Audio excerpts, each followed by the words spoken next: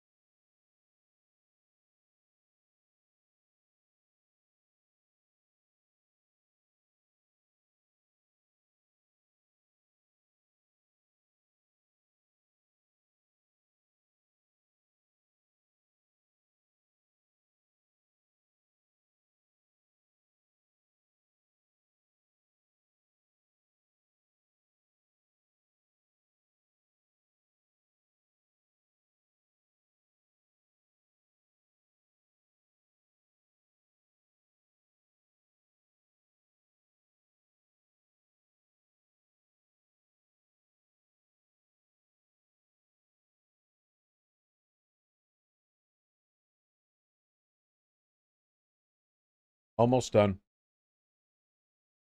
Just got Pez and pretzel salt. 'Cause you can't just leave the pretzel salt there.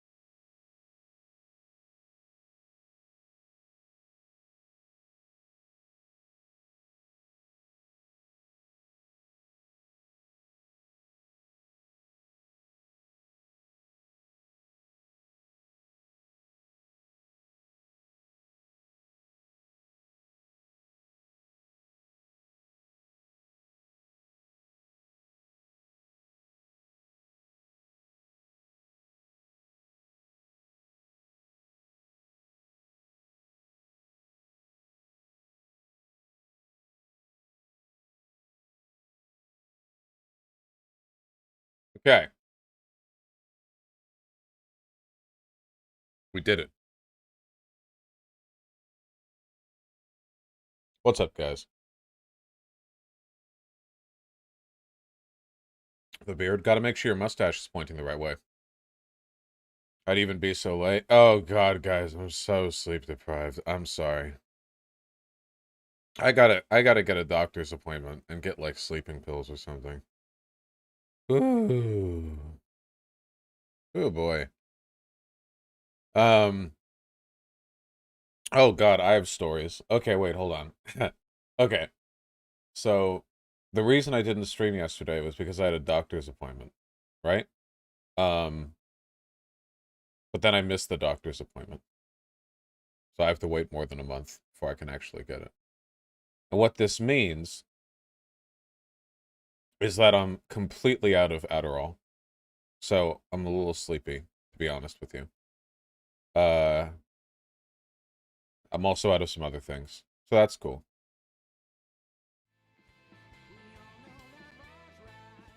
Oh, Shai Lumi. And hey, Inuwaku. Oh, I'm so fucking tired, dude. You should be able to arrange for an emergency refund. It's complicated. I know the rules. It's complicated. It's a whole thing. How did I miss the appointment? It was the first time I'm getting a general practitioner, like a real doctor. So it's like a full physical, like a big, like a full, like more than an hour appointment. And turns out there's some naming ambiguity when it comes to various clinics in the Seattle area. There are a lot of institutions with very similar names. I drove to the wrong building. Went to the 8th floor of the wrong building. Which, funnily enough, took me right to a pediatric clinic. So I exit the 8th floor elevator to a floor with walls painted with, like, crayon butterflies. And then I check my phone and look at the real address, and I get right the fuck out of there. Yeah, it's my Kharkiv Kid Finder instincts. Even when I'm not paying attention. Should have taken DM's advice. Yeah, I guess. Excuse me. Uh, God. Oh man, guys. I also had the weirdest fucking dream, okay? All of my dreams, without exception, are sex and violence, which is fine. Um, and this was one of the sex dreams, okay? There was some kind of like vacation retreat, having a good time, lots of hot ladies, sexy dream, sexy. Okay, but here's the kicker, all right? Because I feel like my brain pulled a prank on me. Um, and it's that I have this whole dream where there's like cute girls I'm macking up. But then I go to my place. It's not actually my place. It's like where it's some vacation, so it's like some rental or Airbnb or whatever. And I get there, and there's a repair guy there. I think sent by like, I don't know. It's a dream, right? Like, I don't know. There's a guy repairing like the sink in a cruel parallel of of my recent plumbing shenanigans, and he's just a regular guy. So like, I'm in a porn dream, and there's just a normal fucking dude there, and I just like I just like saunter back into my house, like, ooh, I'm gonna yeah, let me change, and there's this guy. He's just a repair guy, like he's just like I'm just staring at him, and he doesn't look like everyone else in the dream, because everyone else in the dream looks like some kind of like idealized, like the hottie or whatever. He just looks like a guy, and then he's just staring at me, and he's like, "Yeah, sorry, I got sent here," and I'm like, "Okay, um, I'm gonna shower if you want to join me," and he's like, "No, I gotta fix the plumbing," and I was like, "Okay."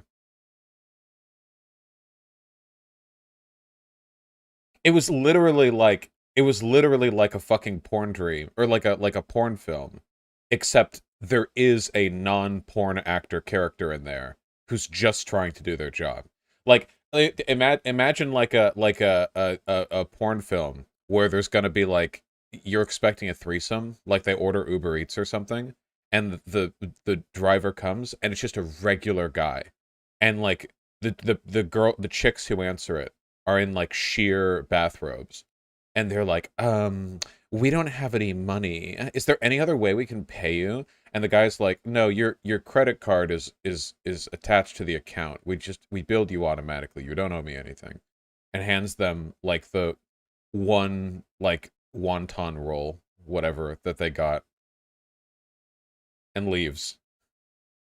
And and then the fucking dream gets it. Uh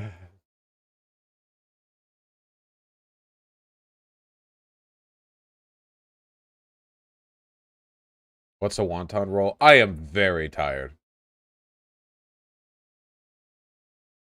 Why the fuck is my hair so...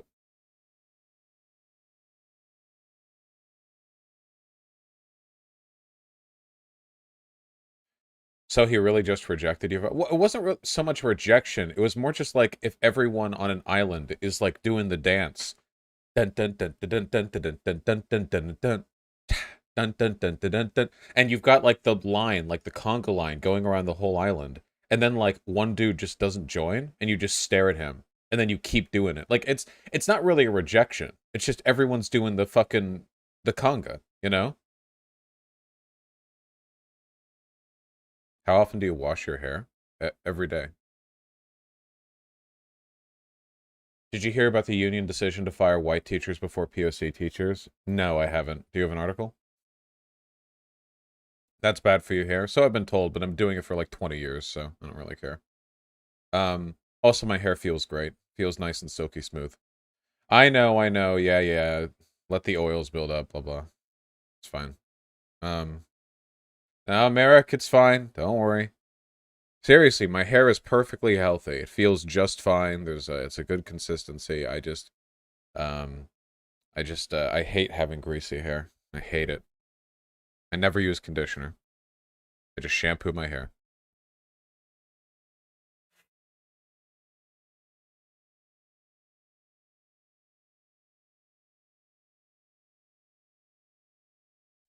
But you have to condition? No, I don't. I'm a guy. Um, Seen this video from the Dr. Oz campaign? Yeah, I saw. Oh my God, your poor hair. My hair is fine. Is there anyone I've slept with in chat who? No, there probably wouldn't be right now. Not at these hours. Who? It's my hair is fine. Excuse me. No, we're all over 16. That is not true. Um, did you see the Nexus mods drama over some dweeb making a mod that removed pride flags from a game, and now there's a massive Chud revolution on Nexus mods? What? I saw somebody did a flag mod on the Spider-Man game where they removed the pride flag, which just seemed like the standard thing. First of all, that's very easy to do, right? And second of all, I don't know why it's such a big deal, I guess. It just seems like an attention stunt, but everyone's giving it attention, so. The mod replaced the very few pride flags the game has with the already prevalent US flag texture from the game. The mod was removed from Nexus mods. The author was banned. Oh, so Nexus mods took action. Okay, that's why people are mad. To address the banning, which is what a lot of people want to focus on. Okay, let me pull it up. Nexus mods Spider-Man flag.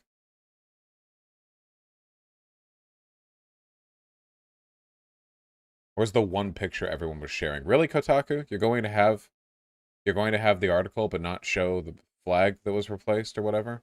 There, that's it. Nice resolution. What, did they delete the images from the internet? That's literally all they did. It's just, they had pride flags and then they remapped the texture and made the American flag. That's it. It's extremely easy to do. It's not a big deal. This could have been done literally by like an edgy 15-year-old. It doesn't represent a tremendous commitment or amount of time or energy. It's just, I don't know. Oh, whoops, wrong segment. Um, libs destroyed. It's a violation of Nexus TOS. Does Nexus TOS have anything against like implicit bigotry? Because it's not really explicit bigotry, right? Like technically changing the texture of pride flags doesn't. It's not like hate speech. It's just you know, implicitly bigoted. It explains it, but I hate reading. To address the banning, which is what a lot of people want to focus on, the mod was uploaded by a sock puppet account. Okay, yeah, look, it's just an attention stunt. Uploaded under the name My Cock. Right, yeah. As very clearly to troll mod. User sock puppet like a coward. Show their mod intent to troll. Had they not been a coward, used their main account instead, we would have simply removed the mod and told them we did not want to host it, only banning them if they re-uploaded again after being fairly warned. Okay, so they banned it because it was from a troll account. The creation of the sock puppet removed any doubt, made it an easy decision for us. Both the sock puppet account and the user's main account have been banned. That's good. Anti-coward TOS is fine by me. Own it. In regard to the placement of the pride flag, we're for inclusivity. We are for diversity. If we think someone is uploading a mod on our site with the intent to deliberately be against inclusivity or diversity, we will take action against it. The same goes for people attempting to control their users. Okay. Neat. If this policy upsets you, please delete your account. Nice. Okay. Seems cool.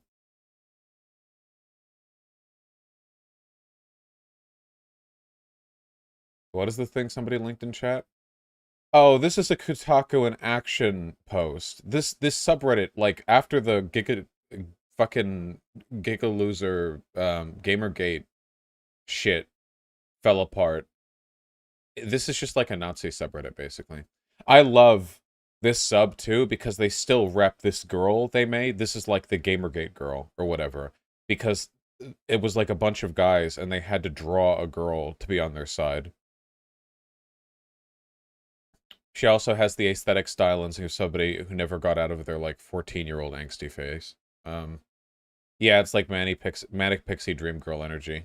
That it's like a OC that you wrote into the story to explicitly agree with your political opinions. Let me see. Optional mod in a single-player game offending people because Twitter told them to be. What the fuck is the average IQ in this subreddit? What the what? What is the optional mod? Yeah? In a single-player game? Yeah? Offending people because Twitter told them to be. It's communication. It's a code that was put on a website to be shared publicly. It's information being disseminated in a public space. What? What does this mean? Alternative download links for the brave warriors who want the 2 pride flags gone. Next is the same stories all over the internet. Terminally online blue-haired man address gets into position as a moderator, then immediately sets about with selective enforcement and rule inventions to begin excluding any alternative point of view. These people cannot exist outside a heavily moderated, curated environment. That is rich coming from Kotaku in action. Just projecting the same old like language. I do think it's interesting though how the like Gamergate anti-SJW takeover of gaming language just seamlessly fits any narrative that's about the promotion of hate speech, right? Like all of the wow, these blue hair feminazis are taking away our games just slots perfectly into, you know, this is all a grand conspiracy from Untermensch to rob us of our glorious Aryan American flag Spider-Man mod. Good stuff. They used the code that was already in the game from Saudi Arabia. That's funny. Wait, they just copy and pasted the official code that was released in a homophobic country? That's all? That's funny. I like that. You know, the funny thing is, if they had done that, if they had released like in Nexus mods, a Spider-Man Saudi Arabian edition or something and done it under their main account, I feel like they could have actually been making a statement of some kind. Like, you could make a statement about that, right? Like, oh yeah, you're all so concerned with problematic depictions and implicit bias in your fucking video game. Meanwhile, uh, yeah, no, there's some subversion there. Hey, Gally.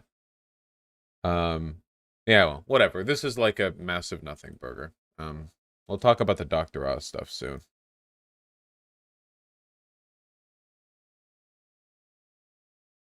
A bombing in Kabul.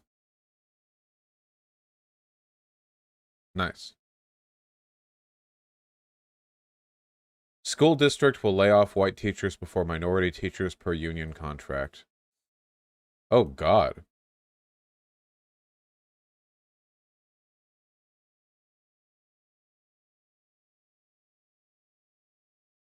Why? An agreement struck between a Minneapolis teachers union and Minneapolis Public Schools now compels the district, in the case of any layoffs, to get rid of any white teachers before teachers of color.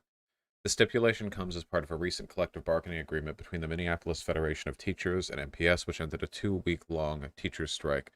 Among numerous provisions that were agreed upon between the two groups was a restructuring of the district's recruiting and retainment of educators of color.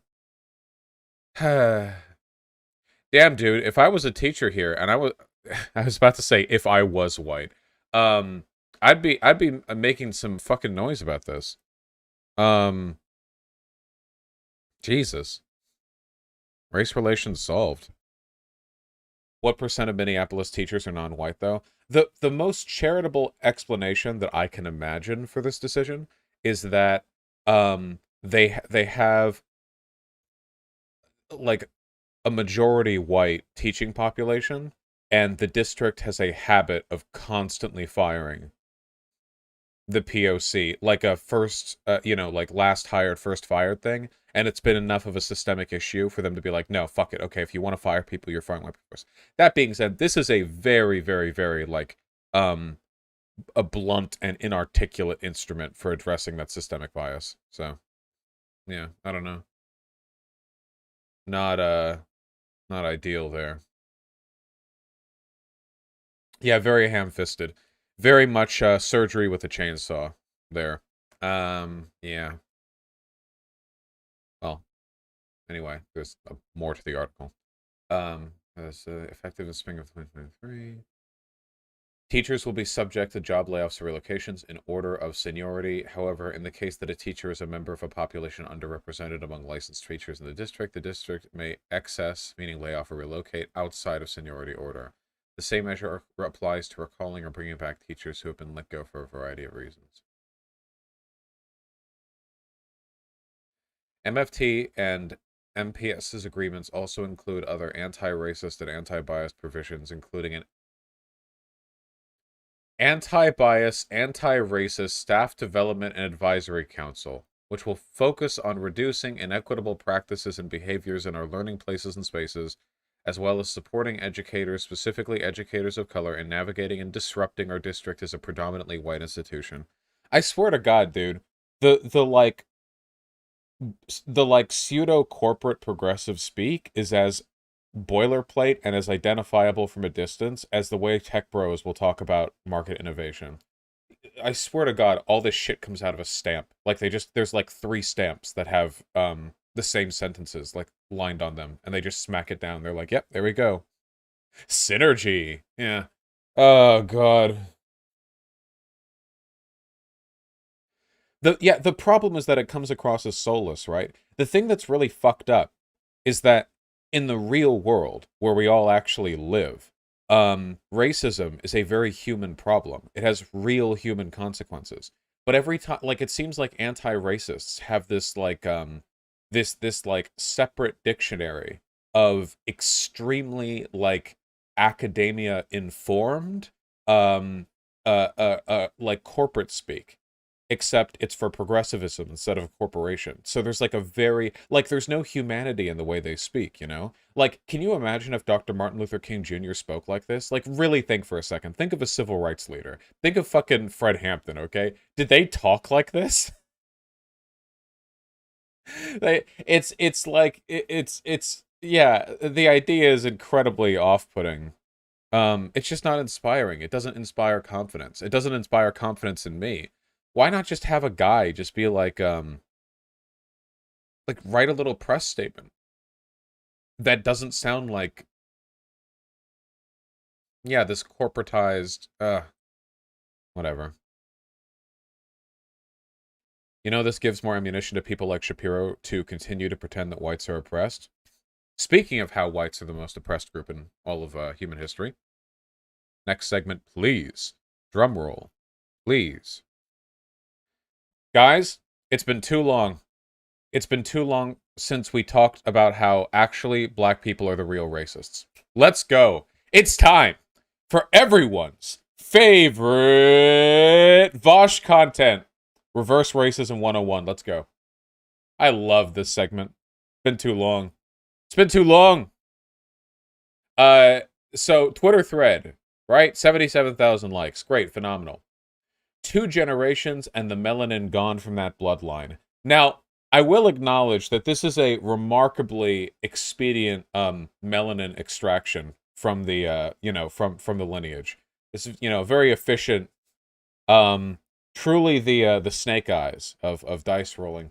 Anyway, so as you can see, you have in the top picture you have a happy family, and in the bottom picture you have a happy family. I assume I can only see a photo of them. I assume they're happy. But what you might not have noticed is that the bottom picture is wrong, because the skin color of this grandchild is not the same as the skin color of this granddad. I know. I know.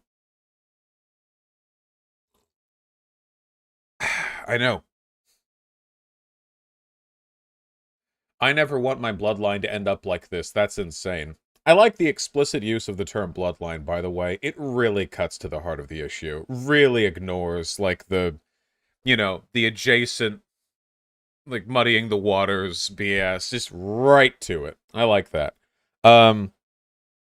Phenomenal. So, the funny thing about this is that this is more openly racist than anything, like, even like Nazis can get away with on Twitter. I'm not joking when I say that, by the way. One of the reasons why when you talk to fascists or Nazis online, they talk in this like second language of obscure pseudo dog whistle memes is because they have to avoid broad condemnation, exclusion, arrest, being banned from websites, blah blah. And meanwhile, this guy could just be like, yeah, I don't want my bloodline to have my race diluted. That's crazy. 77,500 likes. That's a problem to me, to my mind. Personally, in my humble opinion, that's a little weird, slightly strange, a little bit wacky. I don't think you're entitled to choose the race of your grandchild. That's very weird to me. There's an actual reason I'm talking about this. This isn't like a white persecution thing. The prominence of liked images on Twitter in which black people express views essentially identical to those you would normally see from neo-Nazis. This does not affect our lives in any way, lads. If you're white and you're looking at this, please keep that in mind. A 77,000 liked white supremacist tweet is indicative of serious institutional forces working against non-white people. This is indicative of ass-mad, what would you say, Hotep adjacent, crybaby, sorry the wussy was too good, sorry not sorry type dealios. This is overwhelmingly going to be black girls seething that black men are fucking the wussy, and black guys seething that black women are fucking the wick. Common problem, a problem that I have contributed to. I'm coming at this with a bias. You think I'm joking, by the way. The whole keep it in your race stuff, I'm pretty sure is as, if not more common in the black community than it is in the white community. I'm not joking. Seriously. The expectation that, like, like if you're, like, black parents, like, they kind of tell their kids, like, yeah, like, keep it with, like, marry a black person. That happens. It's a pretty common thing, actually. It happens to all oppressed minorities. It does. It does. The whole, like, oh, you should marry one of your own people type thing, kind of a promoting cultural longevity. Unfortunately, people's nativist tendencies, often get in the way of the great melting pot, the grand American experiment that we all know is extremely real and totally based in reality. Anyway, we got to roll through it, folks. We're not just hitting the surface level, okay? We got to go in deep. And if they like it, I love it. My bloodline gonna be black AF. Lol. Calling black folk racist for saying they want their children and grandchildren to be black is anti-black.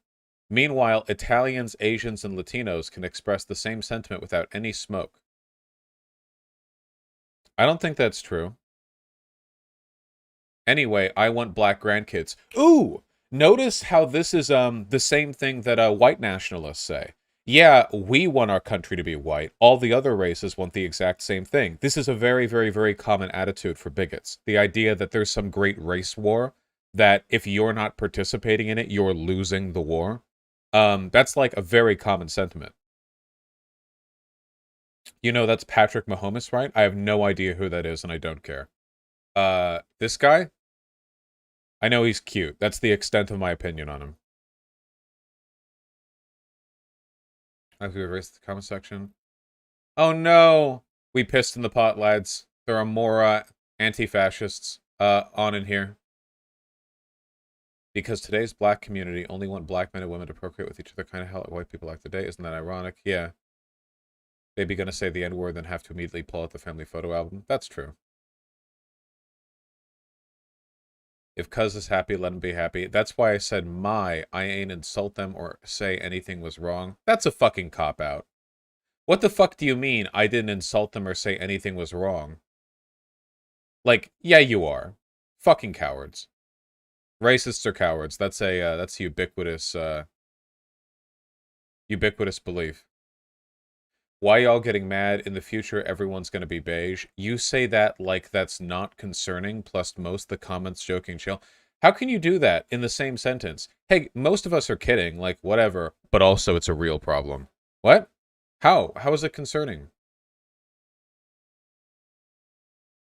What? Why? I don't get it. A lot of people saying it's not a big deal, but this is what Dr. Umar was talking about. This is the crazy fucking Hotep guy, who's like grifts his community out of money. Black people, especially the wealthy ones, have the duty to keep it in the community. Project this picture down 4 or 5 generations, the family won't even know it has black in it. Isn't it kind of wild how this, like, how it's the same narrative as the fucking white nationalists? Like, both of the, so, like, to both of these groups, mixed race people are, like, subhuman, basically. That's a common, like, tendency in racist groups. It's that no matter what race the racists are, mixed race people aren't really people. Dr. Umar's literally said that he thinks that, like, mixed race people aren't really, yeah.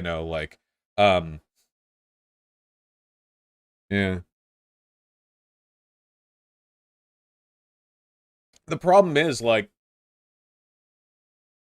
damn, dude, take Keith? I don't know, man. How long has your family been in America? You want to roll the dice on whether or not you're mixed race going back far enough? Probably not consensually. It's a pretty dangerous political trend to try to like, if you want to be like some kind of racial purist as like a fucking hick in the Midwest, white dude or whatever, at least you can go that back a while. For black people, you have no fucking clue. That was the whole point. Can you imagine subscribing to a racialist ideology which considers mixed race people to be lesser than, when your group is distinguished by the fact that you can't determine your lineage all the way back to Africa? Why do you think that is? That's so stupid. Like, you understand?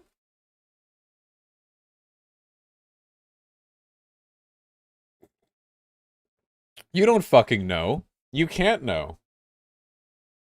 Like every Midwesterner is partially native if you go back far enough. That's probably true, yeah.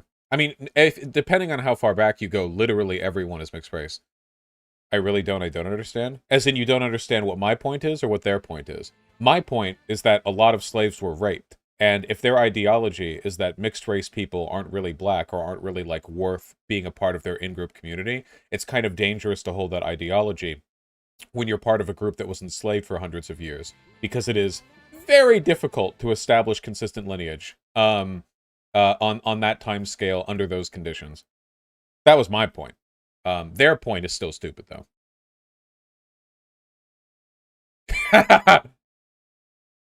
Woo! My woke sociology anti-racist club form has finally come through. Now we can determine whether or not the union will allow me to be fired first or last. Isn't it incredible how the Nazis learned to make everything look that evil?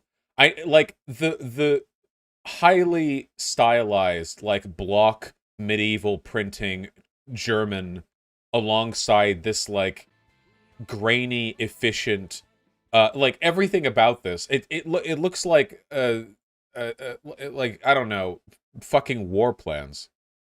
Your whiteness is seeing you from stopping the truth. Yeah, I don't have enough melanin in my fucking eyeballs to absorb the necessary light to understand. That's a lot of pizza. True. Honest to God, I can't even. The only word here I can even parse is Jude, because there's 4 letters there. I see grades. I don't know what a lot of these letters are, because the block printing is so thick and the kerning is so together. I don't.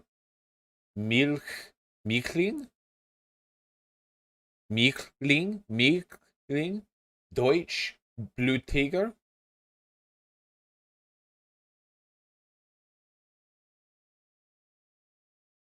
Milchling is mixed race? Hmm. Concerning.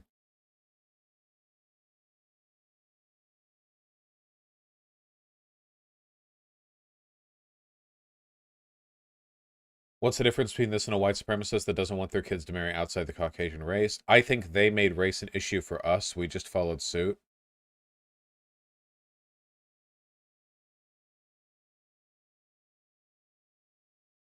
Why can't they ever just own it?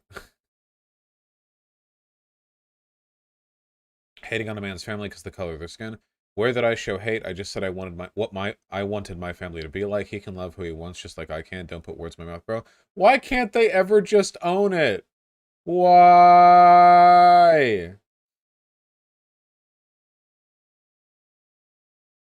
Not people mad you want a heavy on the melanin family, but let it be vice versa. It's called a preference, she. I understand that I'm nitpicking to an extent here by crawling through these comments. Obviously, there are ones pushing back in it, which is wonderful. I do think there's something worth examining here, though. Like, you guys understand that if this was a white person posting this from a white perspective, this would not have reached 77,500 likes. It actually would have said, tweet deleted, account banned. Like, pretty easily. Like 100%. They wouldn't have even gotten close. Not even a little bit close. There's a... So, unfortunately, like, no matter how much liberals want to, you know, and ignore it, nativist and, tribal tendencies, like the willingness to defend your group against others, are pretty common, everywhere. And they tend to be more common in communities that actually face some kind of existential threat. White people don't. Not really. I mean, we face, like, climate change. But for our race, we don't really. You know, black people, more so. And then, hoo boy, guys, if you want to see, like, some real you should marry within your race takes, you know where it gets far worse? Native Americans. Because Native Americans, there used to be hundreds of millions of them all across the Americas. And now, at least within the United States, we're talking like fractions of a fraction of a fraction of like, whoo, you know? So that sentiment is pretty common over there. And I still think it's wrong over there, by the way. I don't think there's ever an excuse. Even if it means the total annihilation of like a pure blood lineage, I think that's worth like dog shit to me. It's worth less than the dirt beneath my sneakers. I just don't care. Now, you can talk about preserving, like, culture, you know, like, keeping the culture alive. Like, that's, yeah, you know. But if people in a racial or ethnic group want to marry and choose what they want, that's their right. I don't think there's the idea of like, hey, you, a free person, a member of a minority group, you are now bound to love and to reproduce with people of your race for progressive reasons. I'm not buying it. Sorry. I'm not. I'm not. Nope, nope, nope, nope, nope, nope, nope. Unfortunately, when it comes to Native American culture specifically, the problems facing them are so massive and so institutional, and it's such a fight that was 95% lost 200 years ago, 300 years ago, It's so difficult. That is not the case with Black Americans. You know why? Because Black American culture is not only thriving, it actually supersedes white culture in a lot of ways. Black people have a massively disproportionate influence on the cultural product of this country, which thus means the cultural product of the planet, because we are America. Black people are America. When you think about black people, when you think of the history and like the relationship between them and the cultural production of this country, of our legacy for the past century at least, they are heavily intertwined. And I think that's pretty cool. So the idea of black people needing to do some kind of like pure blood race preservation to defend the Volk, not buying it, not even a little bit, not even slightly. I think it's important. How do you feel about the dynamic of desired intermarriage within minority communities? I don't like it. I don't like it. The idea that you can only love and marry people of a given type is just wrong. Like just fundamentally, I'm not getting over that. Obviously, people have individual preferences. If there's like a Jewish woman who's really into being, Jewish, loves Jewing it up, and they want a Jewish guy to marry, but whatever, that's what you want. Like, yeah, go for it. But there's a difference between that and like parents pushing their kids to only stay within the group. What I hate is the coercion, because it's an infringement on your freedom. I love freedom. Nothing hampers freedom more. Listen, the two institutions most capable of infringing on your freedom, just generally, it's the state and the family. Because the family is capable of exerting so much implicit and explicit influence on you. In terms of how you're raised, in terms of the values they grind into you, in terms of their willingness to show you financial support because they might cut it off if you disobey them, it infringes on your freedom. So the family should afford you freedom the way I believe the state should enhance your freedom as much as a state can. Obviously, abolition's the long-term goal, but as long as we have a state, I think it should pay for our college. So this nativist tendency is a real problem, and I think that it's exacerbated in a significantly by the fact that like white progressives and liberals feel really uncomfortable calling it out, which is what, because you get called racist, like, oh, actually it's racist to say that black people shouldn't try to preserve their bloodline. So I think that white liberals should be a little more racist, maybe even moderately more racist. That's always been a problem with white liberals. They've never had any problems being racist. That's a consistent thing many people, especially people of color, have said. No, seriously, if you see stuff like this, like, there should be no confusion or ambiguity in calling it out. But I see this in white circles. Like, is it our place to call it out? Yes, because it's racism. Yeah, it is, actually. Well, as a white person, would it not come across as chauvinist? Don't care. Who cares if it comes across as chauvinist? That's their problem. Let them seethe about it. Let them cry. Be unconcerned with their opinion on the matter.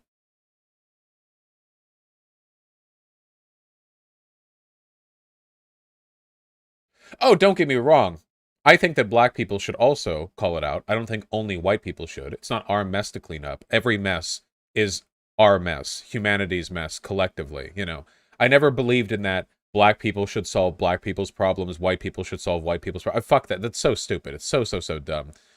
Everyone should do their best, But I don't think that black progressives are being abstemious because they're concerned about being called racist. You know, they would have their own reasons. White liberals, on the other hand, will commit fucking harakiri if they're accused of being racist because their whole identity is about being like the good paternalistic white person. Um, so we need to get them over that. I had a dude who told his assumedly white friend it's not the place when he called it out. Yeah, yeah, yeah, stuff like that. Oh, Posada Sean. Then for that, that's an issue with the blood quantum system. That's an institutional issue. IMO.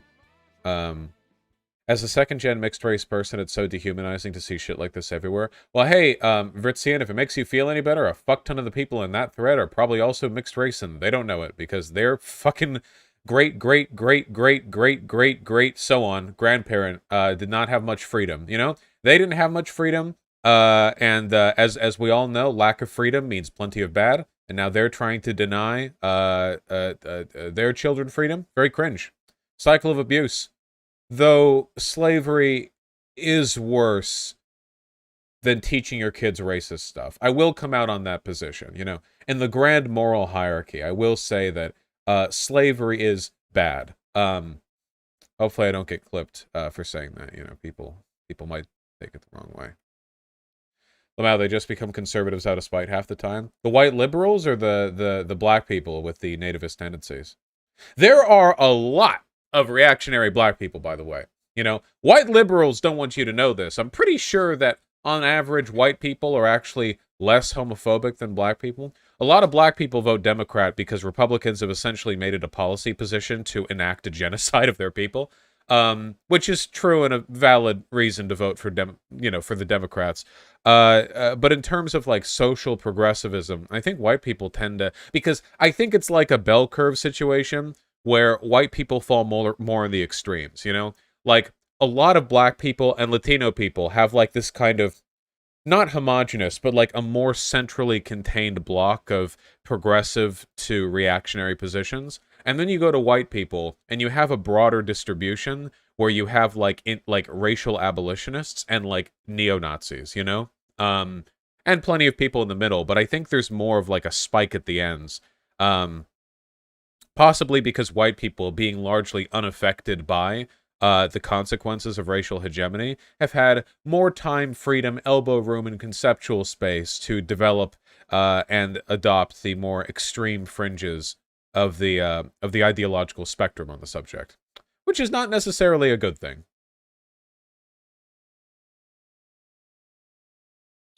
Vaush with the race sociology. Well, to my last point, it's kind of like how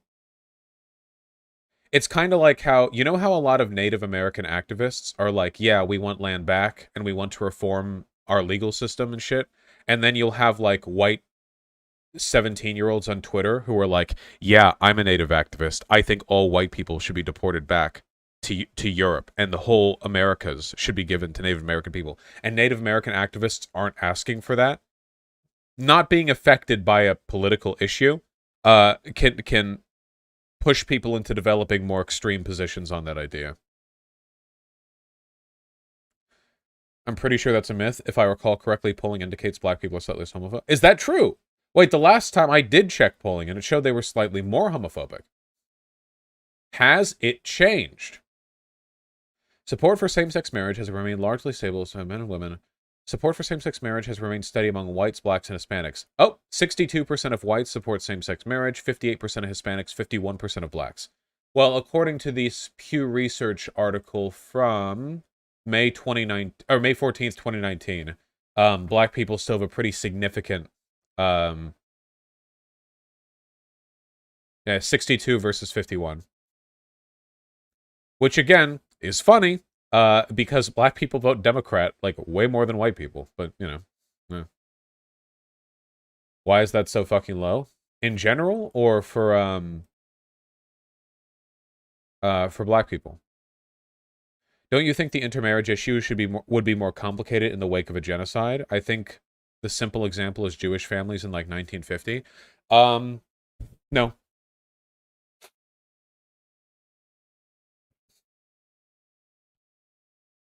I mean, protect yourself. Obviously, if they're, don't like. I'm not condoning harm done to a group.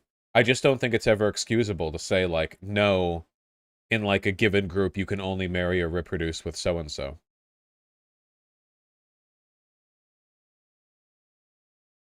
So essentially, thanks GOP for being so massively white supremacist. Yes, it does. It is politically advantageous for the Democrats that they're incapable of winning over um, the black population in America. Can I link this in chat? Yeah, sure. Here.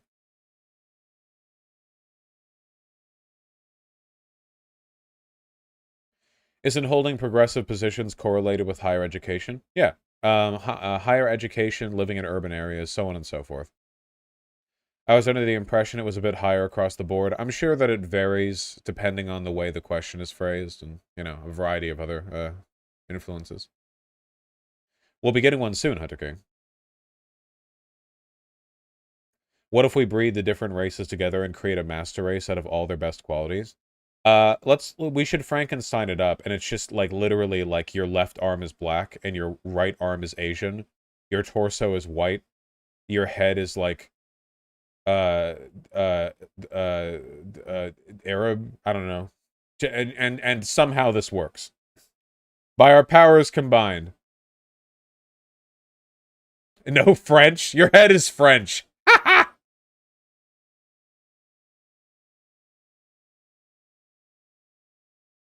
Oui, oui. A lot of those issues, the black populations, just because we got it beat into us, literally, over time we just have to chill out. Yeah, but you could use that excuse for literally anything, right? A lot of nativist sentiment, xenophobia, anti-immigrant sentiment, and racism in this country were beat into the white working class by uh, uh, um, robber barons and politicians as a way of promoting economic austerity and pro-capitalist policies. No matter how far back you go, there's always an excuse, right? But you still gotta get it, woo.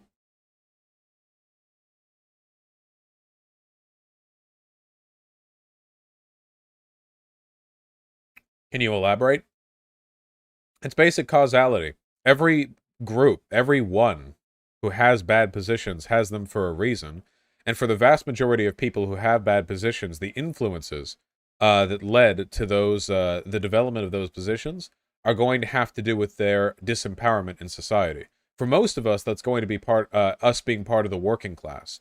But if you like really think about it, there are very few people in society who are truly free from conditioning the way we are. Even the most powerful, like white, male, cis, straight, ultra wealthy, Christian, blah, blah, like even those people, could fall for advertising. There's always an explanation. Always, always.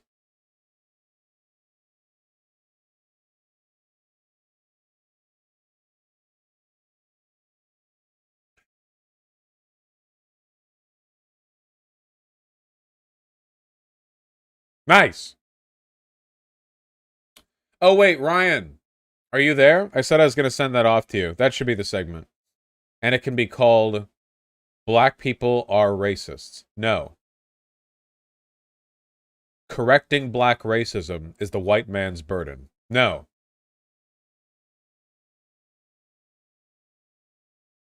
How do I say something more racist than that? Just put the N word. Here, I'll give you the recording.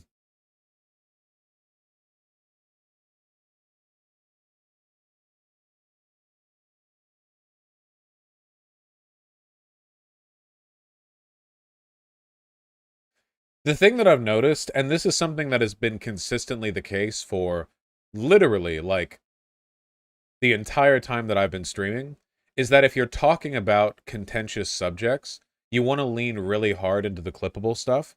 Because if you're trying to make like a salient point and you say something a little bit edgy as a joke, people are going to take the serious tone for granted and interpret the little edgy joke as like a slip up or like a problematic statement, and they're going to freak out about it. Whereas if you commit to the bit the entire time, everyone can understand the tone of the thing, and you guys either get it or you get made fun of if you don't get it.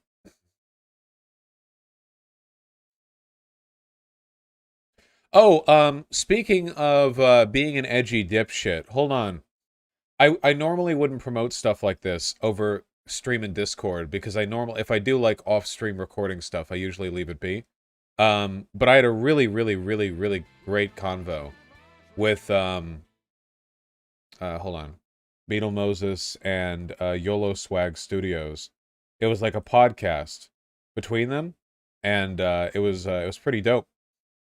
It was very funny. I had a great time.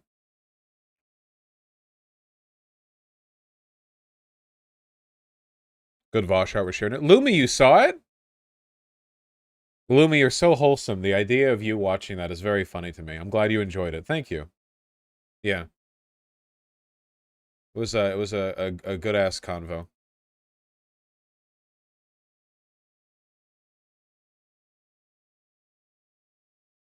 Show the thumbnail. Yeah, here. There's the thumbnail. You guys got a sub. Vosh, from what I've seen, your art is really good, by the way. Thank you. I I need to draw more.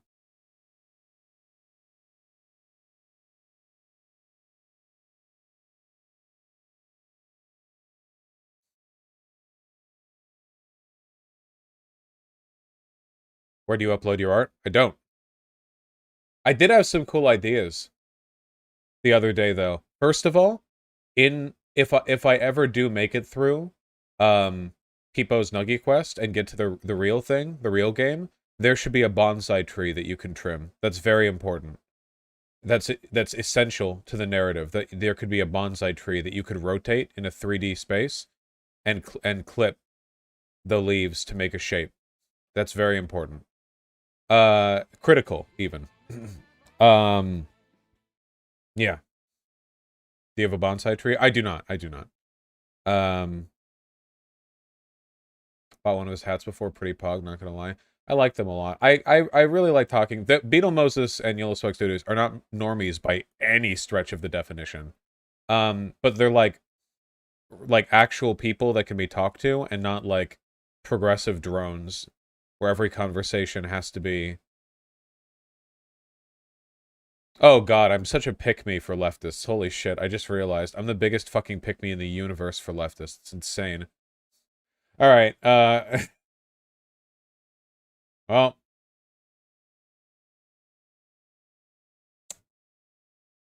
You draw not safe for work? I only did once.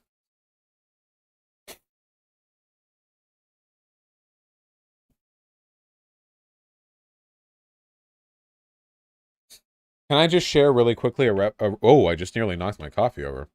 Can I just quickly share a revelation with you guys? Um, oh yeah, the YOLO Swag Studios. Bighomo.bigcartel.com. Very good hat. Only 28 bucks.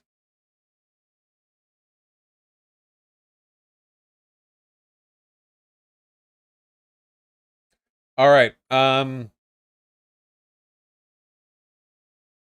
Oh yeah, I had a revelation.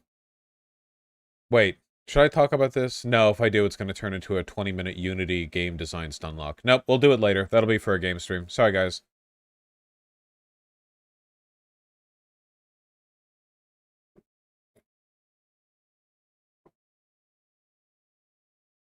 You see that?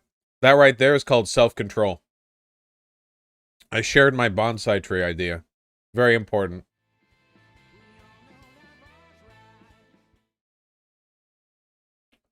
Well, I would need to see it, Caveman Age. But yeah, it's true. The worse the Republicans are, the more Democrats are going to be fired up for their candidates. That's like a big factor. That's why Biden got so many votes. You know, it wasn't because of Biden, it was because of Trump.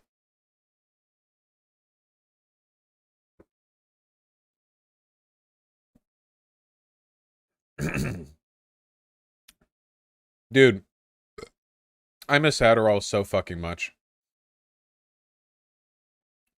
Oh, based, Galley. Me too. Do you have a favorite mythology? I don't really have strong opinions. The main thing that's always bothered me is that I feel like there should be more mainstream, like a game or whatever, or like anything like that, that's set with Egyptian mythology. You know? like, we have games that really get into Greek and Norse as like because Greek, Norse, and Egyptian are like the three most well-known like ancient polytheistic religions. At least I guess for us, like for the West. I mean, I assume it'd be different in like China. They probably have different, you know. Yeah, probably because of fucking Age of Mythology, you know. Uh, but um, but yeah, imagine like a God of War style game, except it's in Egyptian mythology. Or imagine like Hades or whatever. Like, don't you want to see the fucking Egyptian gods bickering with each other? That'd be so good. Or like, yeah, like a Souls-like game where you're fighting in like necropoli and the obelisks and shit. Um, yeah, so innovative. Well, it kind of would be a little bit. Not to mention, I feel like that like those biomes are really underexplored, don't you think? In terms of like pure gameplay stuff. Like the idea of Egyptian tombs, like ancient pseudo-mystical like sunken cities of Egypt, and then the floodplains and the desert. I feel like you could do a lot of good there. Like really beautiful stuff. Also, I want to learn. I want to learn because I don't know anything about Egyptian. The only thing that I know about Egyptian theology is the fucking "You're Playing with the Big Boys Now" song from The Prince of Egypt. That's the only thing that I know. The only thing that I know about the Egyptian deities is that they got their ass beat by Jesus Christ or whatever. That's the only thing that I know. Like, what do I know? Oh, well, I remember that one time they lost to God Snake. I know Jesus wasn't born yet. Um,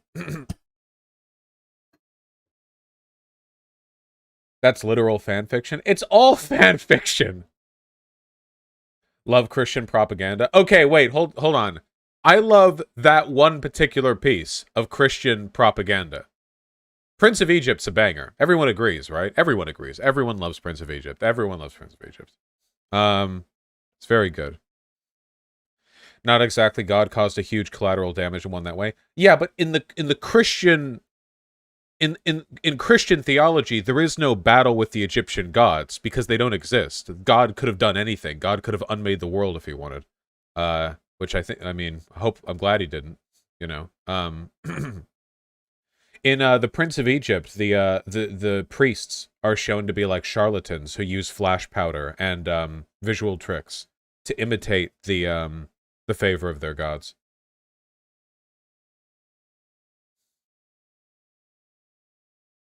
Galley, you really should watch it. Should a bisexual man have to disclose he's bi before sleeping with a woman? No, absolutely not. I seen the new trailer for that Obsidian game. For spoken cringe dialogue. Oh no! I saw this. Holy shit! I've seen a lot of cringe stuff these days, man. It takes a lot to make my asshole pucker. If this is what I think it is. Yep. So let me get this straight. I'm somewhere that's not what I would call Earth. I'm seeing freaking dragons, and oh yeah, I'm talking to a cop. Yeah, okay, that is something I do now. I do magic, kill jacked up beasts. I'll probably fly next. Shut up! Me too, dude. Holy shit. Okay. Chat, quick question. You go back in time with a gun with one bullet. Who do you kill before they do their thing? Adolf Hitler or Joss Whedon? Who, who,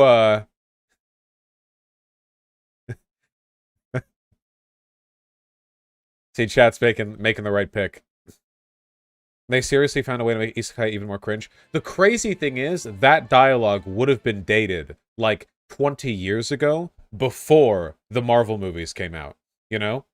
Like, after the second episode of Buffy the Vampire Slayer came out, that would have been, that still would have been like, okay, you know.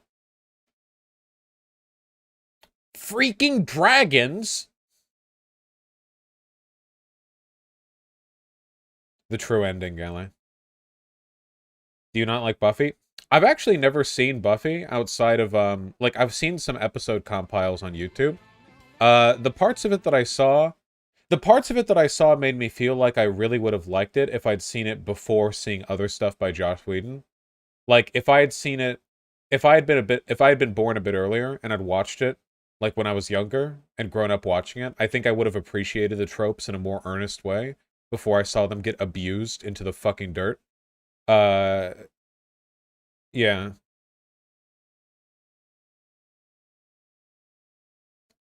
Do you think this Buffy character is hot or not? Angel from Buffy the Vampire Slayer? Okay, guys. I'm gonna have to lay it on you. All right? This physiognomy is not attractive because this literally is the 90s man. Anybody who looks like this can't be attractive regardless of their appearance or behavior because this is the 90s man. It's not possible. Look at him. It's the 90s man. It's not possible. No, I'm not looking at any more shit. Stop. Yeah, it screams Baywatch. Maybe this is just my contempt for the 90s as like a concept, but I feel like, well, hold on. What do the chicks in Baywatch look like again? Yeah, here's the thing. If any of these people approached me in like a flirtatious context, I would either want to die or kill them first. Because it doesn't matter what they look like. They're all 90s. It's like none of the rest matters. It's completely detached from their appearance. The 90s. Okay. I feel like what I'm experiencing right now is the like cognitive dissonance of a racist. You know how there will be white racists who will be like yeah, dude, yeah, black people are super ugly, and then all they'll do is jerk off to, like, black people in porn. I feel like I'm experiencing the exact opposite of that phenomena, where I can objectively appreciate the fact that all these people are attractive, but then, like, I like the thought of, like, reaching through the CRT television to touch their toned, bronzed skin, makes me feel nauseous. It might just be the camera filter. Or not the filter. It might just be like the cameras of the time. Like it might just be, you know, maybe if they were all standing there and someone took this photo with like a modern camera. I have no idea.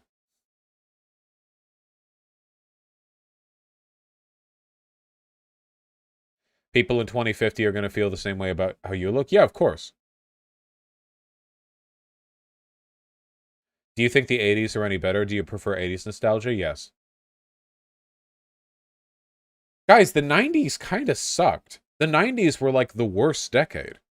In terms of like cultural product.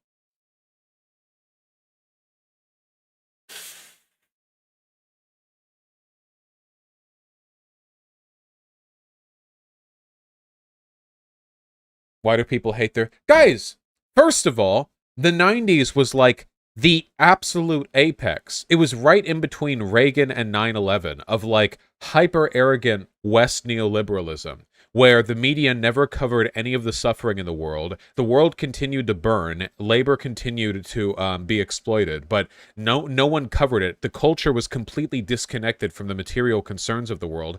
All of the fashion and all of the aesthetics from the 90s, by the way, in the garbage bin of history. What have we seen? 60s revivals, 80s revivals, 70s revivals. Have we seen a 90s revival? Only ironically. You see 90s revivalism being done in a kind of like pastiche, like tongue-in-cheek, haha, look at how goofy we looked. Give it 20 more years. I don't think it's going to happen. I don't think it's going to happen. I don't think it's going to... Nope. I don't think it's going to... Nope, nope, nope, nope, nope. I don't think it's going to happen. Nope, nope, nope. I don't think it is. I don't think it is. When I think 90s, I think Taco Bell, like grimy Taco Bell, like moon and geometric shape carpeting, and I think shopping malls. But the thing is, the bad parts of the 90s aren't even something that we like romanticize and aestheticize sincerely anymore. We romanticize their death. That's why vaporwave is currently popular, because vaporwave is literally like a musical and aesthetic takedown of the consumerist tendencies of the 90s. The shopping malls and like all of the you literally played N64 games. Guys, I'm not literally saying zero good culture was produced in the 90s. I'm saying that the decade, as it's represented, isn't going to have the same kind of revival.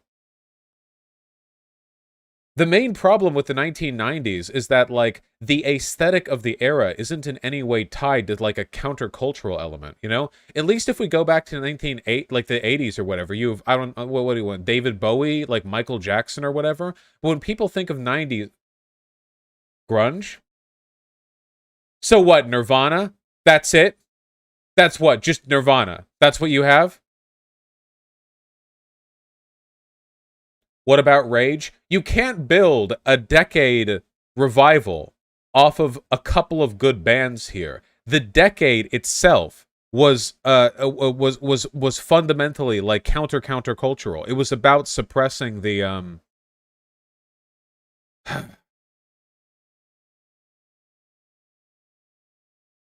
What about rap?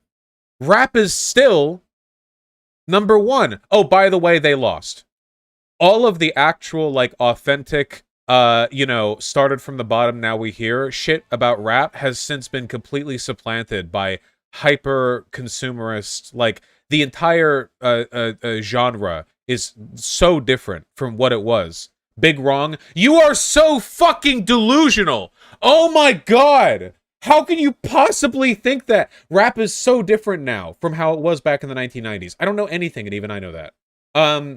No, guys, the 90s are just different. They're just bad. It's okay. They had good stuff in them. I'm not attacking all the stuff in the 90s. I'm just saying that when we think of the decade, the main cultural products of the 1990s have either been corrupted or a satirical take on what we had in the 90s. But there are non-satirical adoptions of aesthetics from before. The 80s, 60s, and 70s all have elements of their decade's respective, I don't know, cultural block, attitude, that have been repopularized in a sincere fashion with an express appreciation for what they had.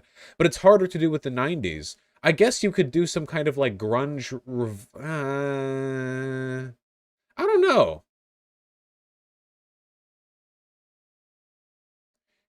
When you have those like big nostalgia hits, when you have those big nostalgia hits where that you do like the decade comes back into flavor. It's not really the music that gets made again, right? It's more the aesthetic gets redone and the music comments on, because you can't just make music that's like 30 or 40 years old. Nobody would buy it, right? Like it wasn't like when there was 1960s nostalgia, people just started like making Jimi Hendrix songs again. Like it's not, you don't copy it. It's like a reflection. But all the reflections of the 90s are so cynical, you know? I don't know.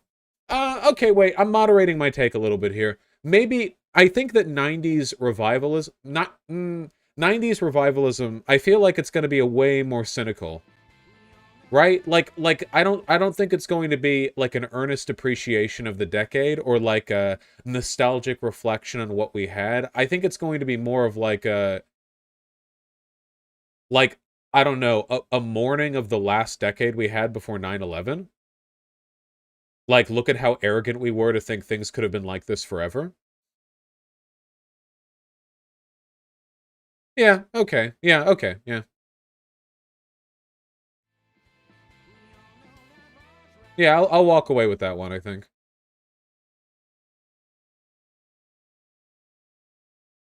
You mean vaporwave? Yeah, but I said that. I said that about vaporwave. Yeah. But vaporwave is a critique on. It's like an attack on that. I did say that. I said what you're saying.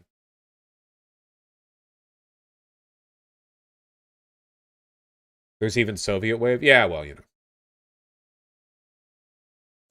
Not enough Smashing Pumpkins love here. I think I've heard like 5 songs from them, and I remember them sounding nice.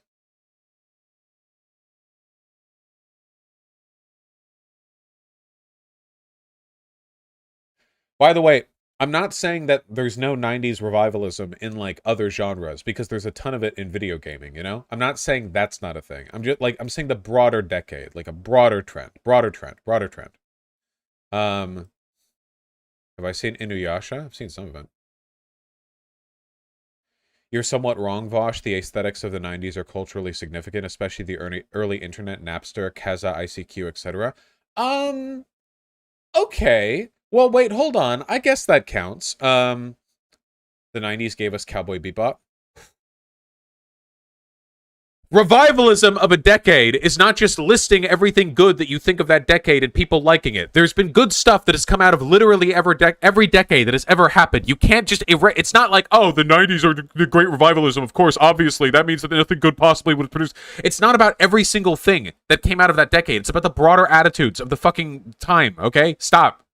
Yes, Cowboy Bebop is good. You know what a good game is? Hyperspace Outlaw. I think that would actually be a great... What would aught revivalism even look like? Scene girls! Bring them fucking mid-20s college-age girls, ironically, with the fucking raccoon stripes and overdone face makeup, doing RAR XDs. Absolutely. I didn't fuck nearly enough scene girls when I was in high school. I need to make up the time. Get that aughts revivalism back in full swing. It's time. It's time. Bring it in. The 90s was crazy homophobic. Yeah, and so am I. The scene trend happened already. That's what revivalism is. You bring it back. So rap was good in the 90s? Ask a aficionado. I don't know anything about anything. For any of you who haven't seen, by the way, Hypnospace Outlaw is a really, really, really good game. Basically, you're like a forum moderator. Circa like 1993. It's difficult to even describe. It's here. You basically have to search through this like really confusing and poorly designed social media interface to like look over all these different groups and the people in them who are all aggressively like early to mid 90s, and you have to see if anyone's doing anything bad, and then you report them. And there's a broader story. It's very good. It's very odd. It's a detective game. You have to do some big brain stuff to figure it out. There's something on my beard? No, there's not.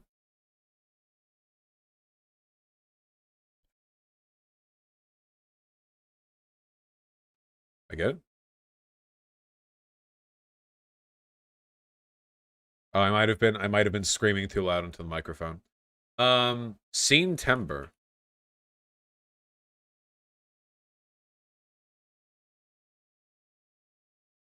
No, this is all art.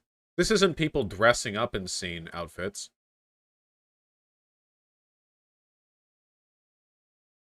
Is this being done ironically? I can't tell. If this is ironic, then it's a perfect... I think this is modern. I think this has to be modern. It's too on the nose. But it's like a perfect representation.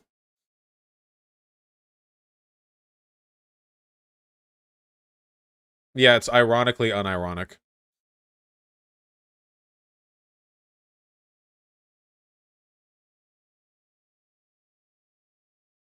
How do they make it look like it was drawn in 90s paint, though? Oh, it's easy to replicate that. If you know what you're doing. But Vaush, what about Japanese war crimes? I need to get a poster on the front wall of my studio that that just says like "Remember Manchuria" in big bold letters, so that no matter what anime bullshit we talk about on stream, I always remember the war crimes.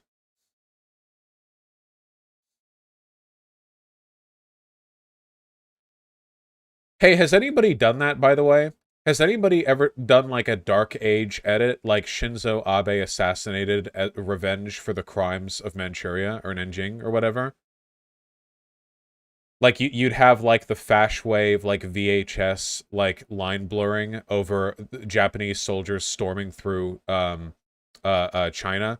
and then like the song like leads down as like Japan rises in power after the end of World War II.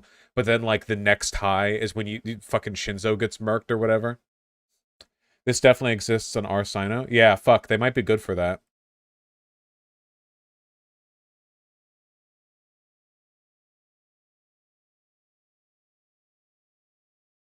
The worst of it happened outside Manchuria. Nanking is southern China. Manchuria is northeast. Yeah, yeah. They did a lot of trolling. I doubt it, but there used to be a progressive edit of Little Dark Age that was probably taken down after the mass reports.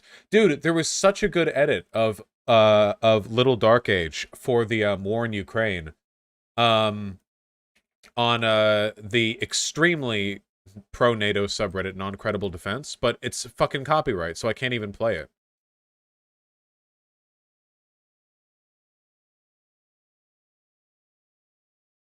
Maybe I could just find it. Maybe I could just find it and then I could just sing over it.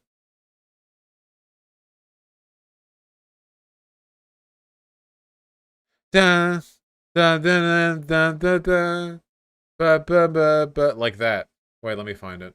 And then we'll move on to the next segment. Thank you. You're all so patient. Actually, let me do this, then I'll quickly read donuts, then I'll move on to the next segment. What do you think of the cultural trends of the 2020s so far? I don't think it's possible to know that when it's happening. I think it has to be seen in retrospect, you know? It's like trying to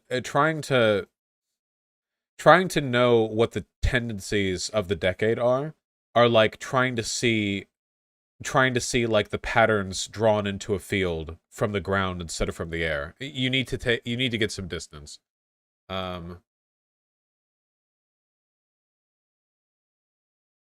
Hold on.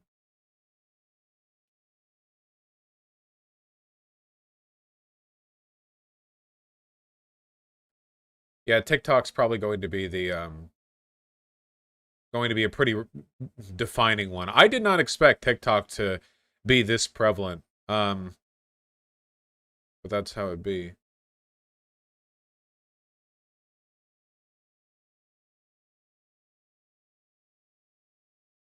Hold on, I gotta find this now.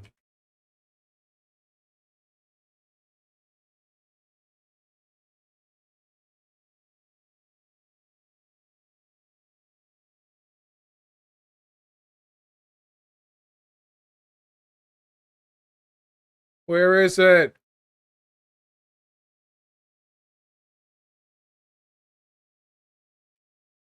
If I can't find this in a little bit, I'm just gonna give up.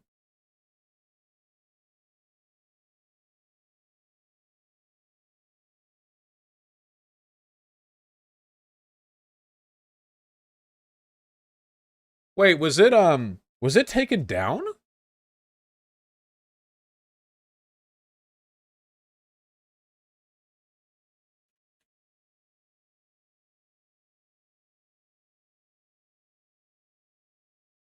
Probably. Why would it be taken down? Here, maybe? Well, there are probably a lot of them. I don't want to go, like, digging through. I would see it on Reddit because it would be a purple link. Well. Tragic. Okay. What is the worst generation? I don't really think there is any worst generation. I think that there are problems all about. I mean, obviously the boomers are like the prominent one right now, but I think that the past couple years have made it pretty clear that Gen X is perfectly capable of like picking up the torch on that one. So, it's probably for the best we just maintain strict ideological standards and not worry too much about the generations. Has white genocide finally begun? Finally. Oh yeah, I saw this.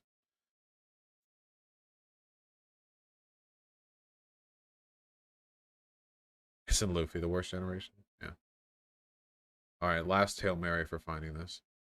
This is an awful lot of work that I'm putting into me singing Dark Age over 30 seconds of Ukrainian war footage.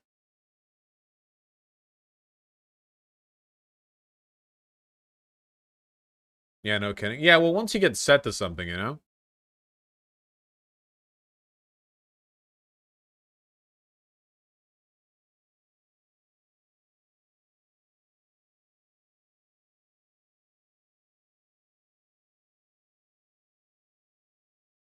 Yeah, I'm not finding it. Okay. Found this? Nah, ain't that one.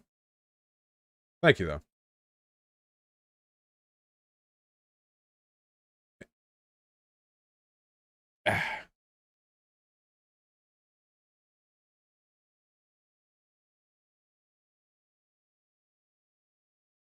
Oh, it is this one. Hold on. Who just posted the right one? Zuberi. Hero of the people. There we go, finally. I hate the copyright DMCA shit, man. I hate it so much. Hmm? Oh.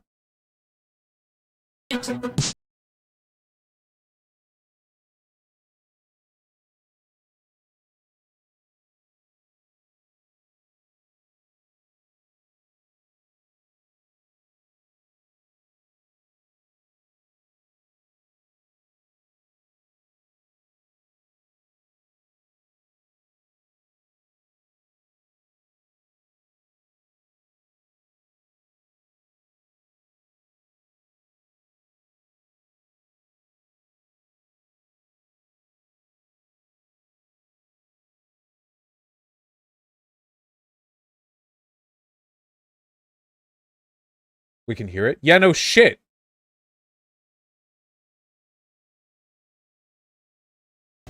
You know, by chanting like a moron over music, the DMCA doesn't pick it up. All right, Thanos. 5 minutes for 30 seconds? Yeah, well, something like when you have sex. Torgus Hand, the tier 2 sub. 90s gave us movies like The Matrix, which introduced mainstream audiences to cyberpunk / Jet Li movies. I think The Matrix fits more comfortably in the 2000s block for the trends that it started, probably because it was ahead of its time. But yeah, like, it was in the 90s. Hunter Bush, thanks the tier 1 sub. No, it wasn't. Pewter Online, thank you for the $2. Really appreciate that. Tidewell and Ninja Taco, thank you for the $5 both. Really appreciate that. Considering grunge came out in the 90s, yes, agreed, 90s were the worst. Fuck grunge. Damn! Can't believe you personally shot fucking Kurt Cobain. Crazy. Sake with the $10. Firefly was great. Can't really defend recent stuff. I never saw Firefly. I think I'm really hoping that the popularity of Better Call Saul I'm 2 seasons behind, by the way. I'm making an effort not to spoil myself. But the popularity of Better Call Saul, I really hope, like, hits on this. We need to stop with the fucking witty writing. Holy shit, stop trying to be witty. Like, this is the Whedon thing, but now everyone's trying to do it, where it's like, every line has to be accompanied with some kind of badum tish implied in your head, you know? I think the apex of this was actually relatively early on, in one of my, in retrospect, like, funniest and worst scenes in the entire MCU, which was in the first Avengers movie. Okay, just try to remember this with me, okay?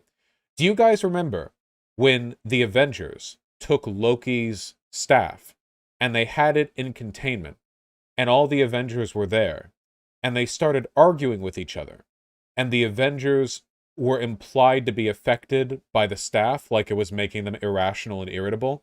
And apparently all of the world's, like, strongest guys in a room together being influenced by the staff of a god. How does that manifest? It manifested in, like, petty, like, Valley Girl bickering. Like, yeah, well, you suck, man. Who are you? I'm a genius billionaire philanthropist. Like, this is like it's supposed to prompt them into like some kind of, well, that happened. Yeah, they might as well have had that scene, had like 2 people bickering about a third, and then had the he's right behind me, isn't he? Like, it's an indication that the most serious emotion they're willing to explore in all those movies has to be tempered by the availability of, like, an adjacent wisecrack. Didn't they even do that at the beginning of fucking Endgame? When Tony Stark was floating near dead in the fucking spaceship? Like, even in that, they still have to have, like, a joke ready or whatever, like, all the time. What does this have to do with Better Call Saul? Because Better Call Saul and Breaking Bad are both very funny shows and are also seriously written. those at no, like, in dramatic scenes in those shows, the drama can reach the highest fucking point. There are scenes in Breaking Bad that are literally like the apex of human experience. You probably know which one I'm referring to when it comes to despair, at least. Like, right, like, you can't, this is it. This is the limit for the emotions humans are capable of feeling, and he is right here, you know? And they're also consistently funny, but it's not, it's not, like, it's not fucking badum-tish funny, you know? Like, this constant, pathetic attempt at introducing levity by never allowing your writing to escape the bounds of, like, sitcom writing. Yeah. No, yeah, it's cowardly. The irony and the self-deprecating jokes and the constant, like, levity is a way for the writers to set the audience's expectations lower. Like, oh yeah, guys, don't worry, like, we're not taking this seriously either, so don't worry about it too much, you know? It's disgusting. Yeah, Red Sox Panda, that's what I'm referring to. It's, yeah. I watched the first few episodes of Breaking Bad recently, and it's super fucking boring, not gonna lie. You're retarded, kill yourself. Anyway, moving on. No, sorry. Everyone has their preferences. It's okay. We all have our preferences. It is, however, a really good show. I would recommend you give it a look. Do you guys ever, ooh, wait, hold on. This might be you. Have you guys ever known somebody who would complain that a show was boring and they were on their phone the entire time, so they weren't paying attention, and the only reason it was boring is because their attention was never drawn in by, like, a really, like, loud or bombastic scene or whatever? Those people, I hate them. I hate them. I hate them. I don't know if that's you, Chatter. I'm just, yeah.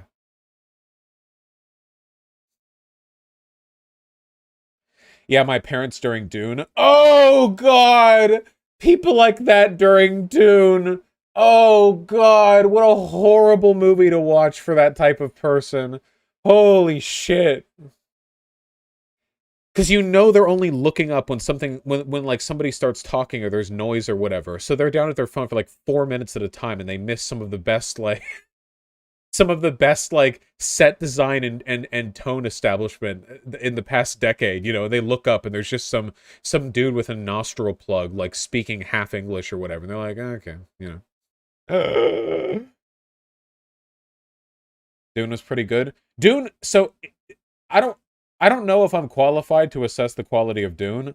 I do, however, know that Dune was one of the most artistically compelling movies that I've ever seen, you know? I love it. After like in a decade where all of the big set piece movies are basically just like dry, indiscriminate, like green screen, you know, backgrounds projected behind guys in a room, where everything just looks fake and tinny and chitsy. Having your movies like Dune or Mad Max Fury Road, where there's this real sense of weight and world building, like this just dense, rich atmosphere that's conveyed in every scene, every shot, you know? God, that's good. I said fake and tinny. Like tinny, like Tintin, like poorly made.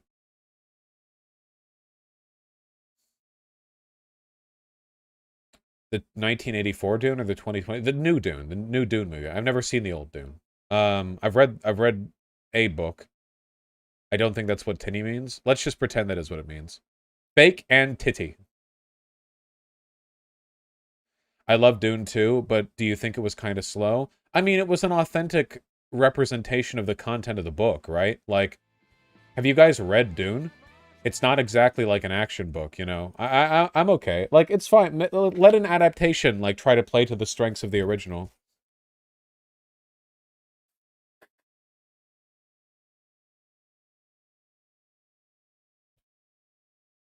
How one-to-one do you think it was? Pretty similar. The main difference between the book and the movie is that the book gives you the thoughts of the characters, because that's what books do. And I have a feeling it's going to it's gonna take a while for Paul's overwhelming cuntiness to come across in the movie, because in the book, well, the books are more detailed, but like in the books, like over time, you can kind of see the internal mechanisms of a sociopath, like ticking along in Paul Atreides' mind. And in the movie, you don't hear his thoughts. You only see his behavior. So, can you imagine? Wait, I was just about to say, can you imagine if American Psycho was a book? I've never read it though. Does it go? Is it What's the perspective of what's the perspective? Can you see his thoughts? Can you read his thoughts?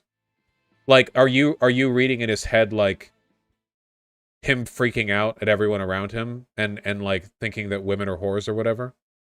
Maybe I should read it. Do you not think like Paul seems to be building like actually the good guy in the movie? In the little amount that we've seen thus far in the Dune movie, I think it's reasonable to believe, like if you've only seen the movie and don't know anything more beyond that point, that he's going to be the protagonist. And sorry, not the protagonist, like the hero. However, if you know more about what's going to happen, I have every reason to believe that the movie will continue the path set by the book, which will dissuade people from interpreting his behavior in that way, to put it lightly. Yeah. I've not seen it, Samson. Gotcha, Econopraxis. I have a weak stomach for that stuff. Maybe I wouldn't. Yeah, Studley. Yeah. Christian Bale had a damn good acting career. Doesn't he still? Is he done?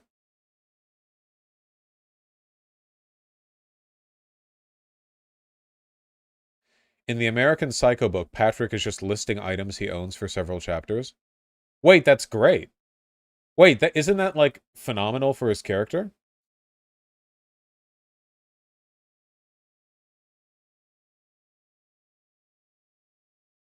I should do that to you guys to flex on you while you donate to me.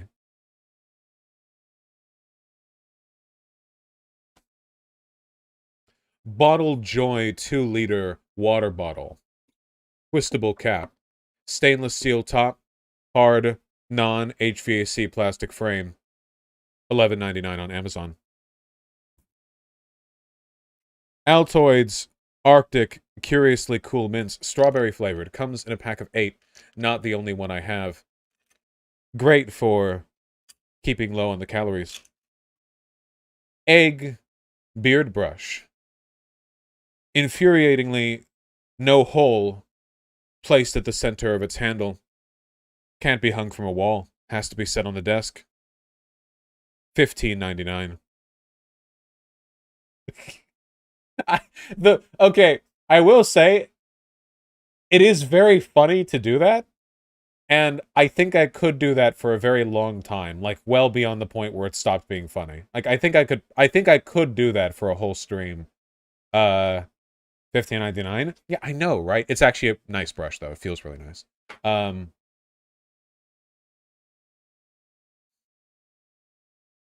yeah, also I am making up the prices when I say it. You think I remember the price of every item I've ever bought? I'm vaguely remembering. Like Patrick would? Well, Patrick would. I'm not. Patrick. Also, wait, no. Patrick does not keep track of the money that he spends. No shot. No shot. Patrick would not remember.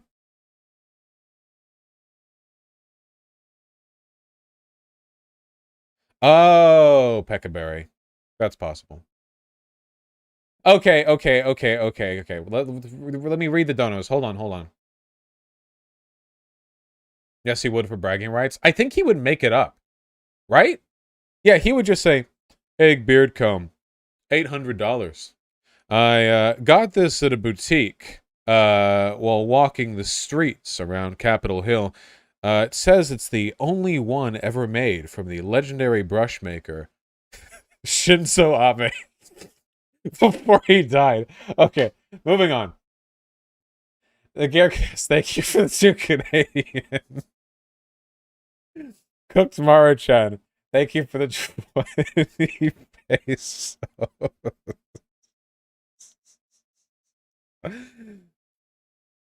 Dustin S, thank you for the €5. Yes, Dan Arrows finally dropped a new video that I plan on watching off stream because I don't want to view steal from a video that new. Lee Farr with the $5. Firefly is just a worst version of Outlaw Star. Ooh. Besmadi and Wings of Shoe, thank you for the $5 both. Really, really appreciate that. Oh, true, Besmadi. Hello Balloon, how do you do? Thank you for the $5. I recommend Sphinx and the Cursed Mummy for the PS2. It's a masterpiece. I haven't heard of it. Possibly. A lot of retro games are pretty good. Caveman H and Satanic 666 Poet. Here, take this $5. I lost my job today because I took a sick day, and your stream is keeping me unstressed about it. Love, your thirsty MB Black subscriber. You're giving me money to celebrate you losing your job. Well, you know, whatever makes you happy. Thank you. I appreciate it. I hope you do well. I hope you are doing well. You realize you can drill a hole in the handle? I'm not going to drill a hole in the handle. Okay. Thank you. Sake with the $10 says, I just want my 6'5" H-cup olive-skinned Amazonian goddess future already, Sag Vaush. You just have to get really into athletics, right? There are some WNBA players. Though I don't think they'd have H-cups. That might get in the way of the game. Max Roy with the $2. Thank you. Shea Gouda with the 2 sub. Thank you very, very much. Antifa Private, thank you for the $5, possibly. Former President Richard Tricky Dick Nixon, thank you for the $10. Happy birthday the other day, and I hope you had a great time at the aquarium. Hell yeah, enjoy your forced overtime, Jesus. RJ MacDaddy, thanks for the tier 1 sub. Arch Arturo, thank you for the 20 pesos. Excuse me. Sake with the $10.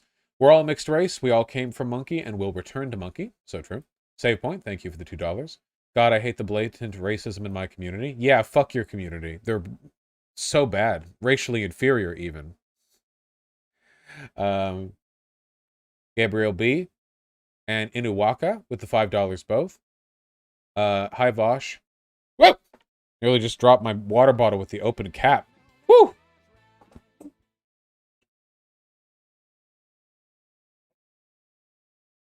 And Gabrielle B says, check your Tinder, please. If you don't swipe right on me, I will be so humbled. Ah!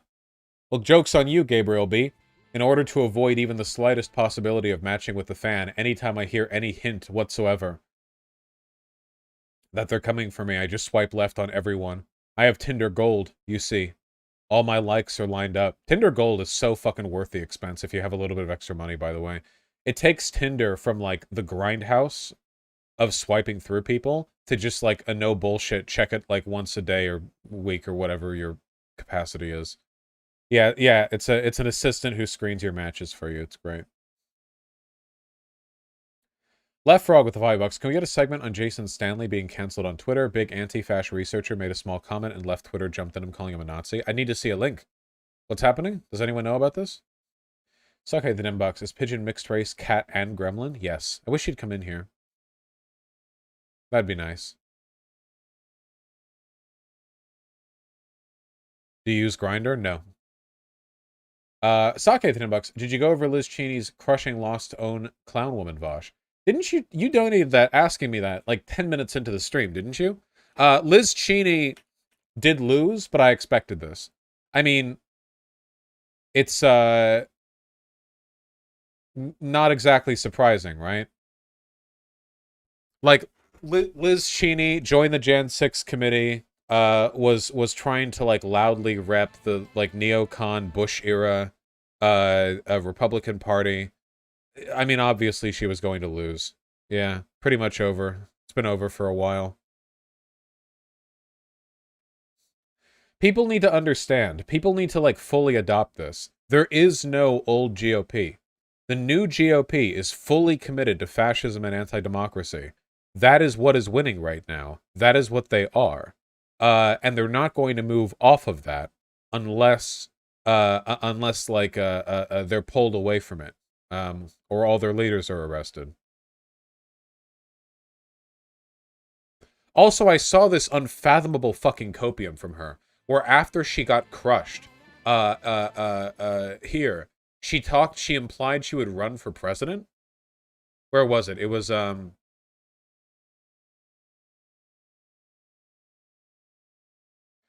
work is far from over, she said, evoking Abraham Lincoln, who also lost congressional elections before ascending to the presidency and preserving the Union.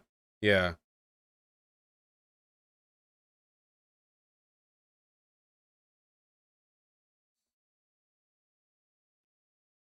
Is Liz Cheney the lesbian Cheney daughter? She's not the lesbian one, right? No, she's not, right? No, yeah. I don't think lesbians can look like that. Finish the Elegian. Thank you so much for the tier 4 sub. I really appreciate that. Thank you kindly. Mika Alien, thank you for the $5. Hi Vaush, just had a cancer scare and was in the hospital for 4 days, but the power of prayer worked its magic and I'm fine. Just a migraine? Wow. A migraine so bad you went to the hospital for 4 days. That is terrifying. I hope you're doing okay. Jesus Christ. Charlotte96, thank you for the $20. This is my parents' cat. He's 17, will be 18 in February. Ooh. Splayed. Chillin'. Lazy. Ooh. Ooh.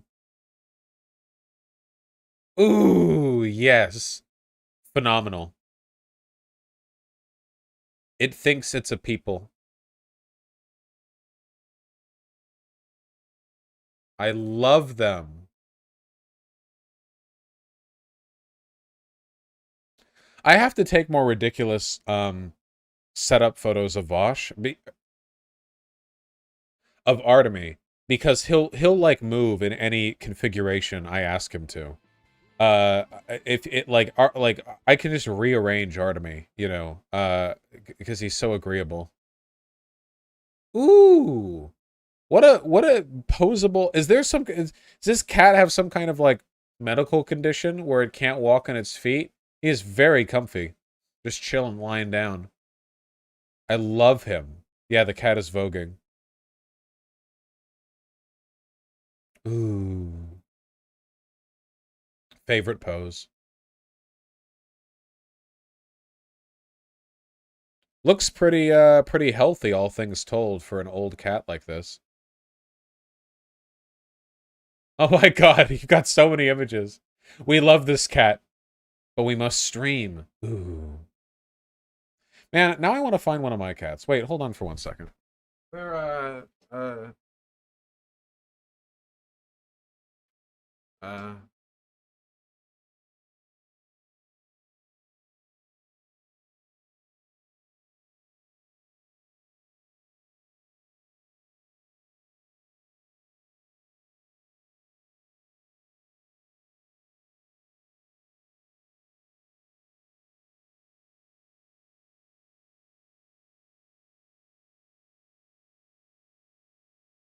Sorry, guys. I think they're both at the other end of the CIA compound. Let's go with the $5. Despite all the new media platforms we've had since 1990, video editors are still partial to 90s VHS effects, chromatic aberration, etc. What tropes come next? Well, that's the issue, right? We like stuff like the VHS effects and chromatic aberration and the like screen distortion at the edges to imply you're looking at it through a CRT monitor. But the issue is, nowadays there's no character to our videos, right? Like, right now, our video production and displaying technology is good enough that it's essentially just a direct representation of what's captured in the video. So there's not really like an aesthetic to pull from it. I don't know if like in 20 years, I don't think there's going to be like a retro, oh yeah, I'll make my game look retro. I'll make it look like it used the technology of the 2020s. I don't know if you could really do that. Maybe. Yes, hyperfidelity can do that. And Nexus Boy, I need to talk to Dylan Burns. I mean, that's how it will be, no? Well, they might adopt some aesthetic tendencies of the era, like, say, this. Live streaming is really big right now. Video artifacting, as it's compressed for YouTube live streaming, could be a thing. certain lighting tendencies. Yeah, there are aesthetic stylings, but it's not like quite the same. Moops with the $3. Oliver Genie, the crazy German climate change denier you once debated, got arrested. Yeah, I saw that. Funny stuff. Alex Blanchette and Bipolar Bear Zzz. Thank you for the $5 both. Really appreciate that. Oh, Alex, I'm not qualified to really talk philosophy. The Unicorn is a great bar. Had the unicorn jizz. Fruity drinks are where it's at. Hell yeah. Man, I gotta go get drunk. Carbonated peach milk with the $10. Your dono segments are basically the Patrick Bateman listing things he owns. Your method, I think. $10 donation from Carbonated Peach Milk.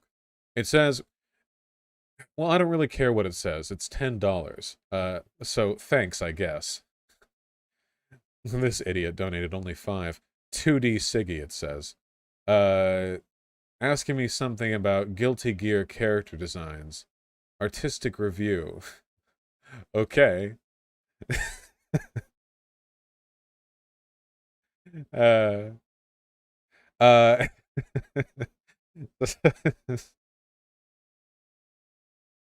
Sorry.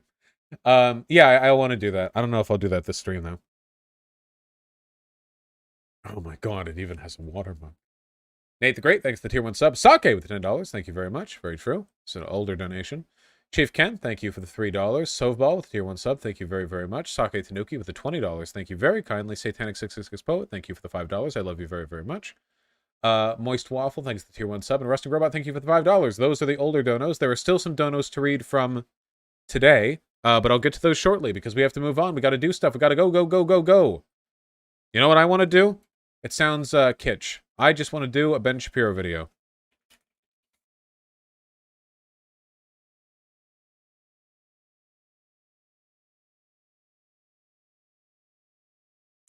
Vaush in chat, Progressive Victory 2022 is doing phone banking and phone banking training for Jamal Bowman tomorrow at 6 p.m. EST. Sign up here.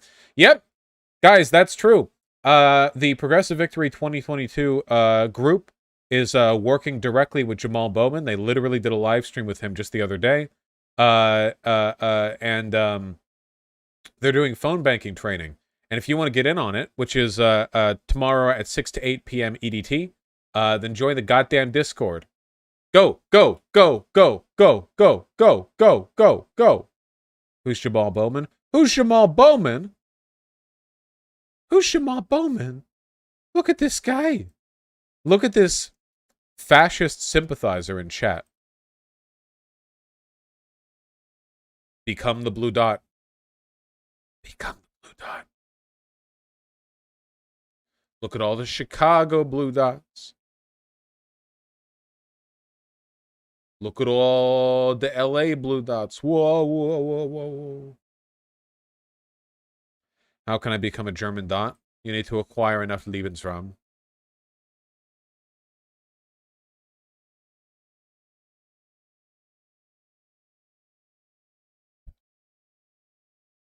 The Wagner Russian mercenaries who ran the Gray Zone Telegram channel with 268,000 followers.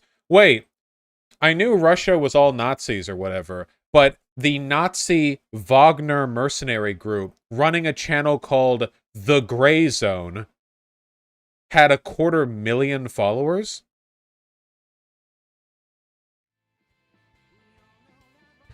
That's a huge Nazi group chat with some curious naming similarities. No updates since August 13th. My friend, Ukrainian journalist Denis Kazansky, oh, that's almost my name, reports that it's probable that its editors were wiped out during the Himar strike in Popasna. Damn, is that true? Actually just confirms this is the case?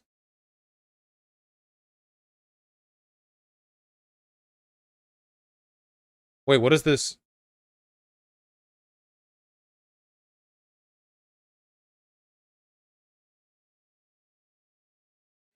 Says he went to Odin? I can read Russian, Vaush, it confirms. Wait, is it actually saying they went to Odin? These fucking LARPers, holy shit. It's actually saying that, okay.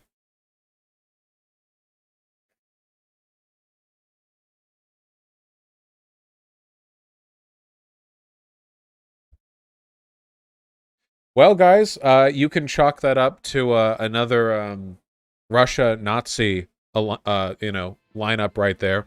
Wagner Group, Nazi LARPing, got murked by HIMARS.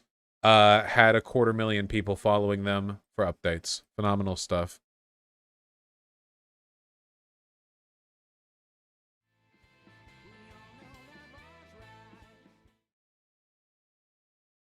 What has Ben been up to lately? That's what I want to know.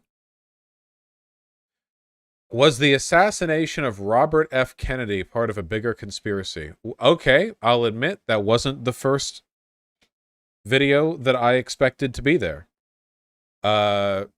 What's your take, Ben? I'm just I'm curious. Rob says, hey, Ben, I know you've debunked the JFK assassination conspiracy. I've shown it to my believer friends who can't see the truth. Have you heard of the RFK assassination conspiracy? I've looked into it and found no basis for its validity. I was wondering if you had any thoughts on it. You know, the idea that the mob killed RFK, I think, is the big one here. Well, the answer to that is that Sirhan obviously killed RFK. He admitted openly why he did it. It is amazing that that's not been a national story for, decades, because that is a clearly politically motivated assassination. Like in many cases, you have political assassinations that are done by a crazy person, right? John Hinckley was a crazy person when he shot President Reagan. Lee Harvey Oswald was politically motivated, also kind of a crazy person. Sirhan was a Palestinian activist who didn't like that RFK was pro-Israel, and he said so, and he said that's why he shot RFK. But because that cuts against the left-wing narrative with regard to Israel and Palestinians, we all forget that Sirhan was actually really a Palestinian terrorist. Rob says, hey, Ben, I know you've debunked the... Wait, how does that cut the leftist narrative? Glorious Palestinian freedom fighter assassinates pro-apartheid monster. I don't know. He sounded exactly like Trump. The social policy madness breaking the country. Marxism can't work in America. Did you already react to the Vanguard calling you out for your takes on Kyle Kalinske? Wait, what? We just talked to the Vanguard. Vaush's latest disingenuous attack. Wait, Afroboom, when did this come out? How are you getting updates on this from 1 hour? Did I already react to something that came out 35 minutes ago? Are you from them? Are you a Vanguard plant? I didn't even attack Kyle Kalinske. Didn't I just quickly skim over a video and I thought that Kyle was pulling from a disreputable source, but then at the end of it I was like, this isn't really Kyle's fault. The original video was super misleading, the one CBS put out. CBS put out a video on where arms in Ukraine were going, and the video was really crap. I mean, they even pulled the thing, and at the end I was like, yeah, okay, well, whatever. This isn't really Kyle's fault. Okay, whatever. I don't care. If they're gonna keep if Vanguard is gonna keep doing this thing where they do a video where they attack me and then they walk it back the moment they talk with me like last time, then whatever.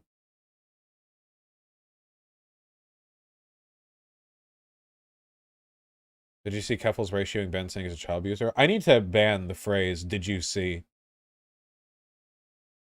You have to ask yourself, do I care, first. It's the third most common thing that I see in chat, including emotes. Also, I love you. No haterino. Go woke, don't get released? The simple fact of the matter is that Gavin Newsom is struggling, and so he has decided that he is going to choose culture war above everything else. Now, his state has become a place that people flee.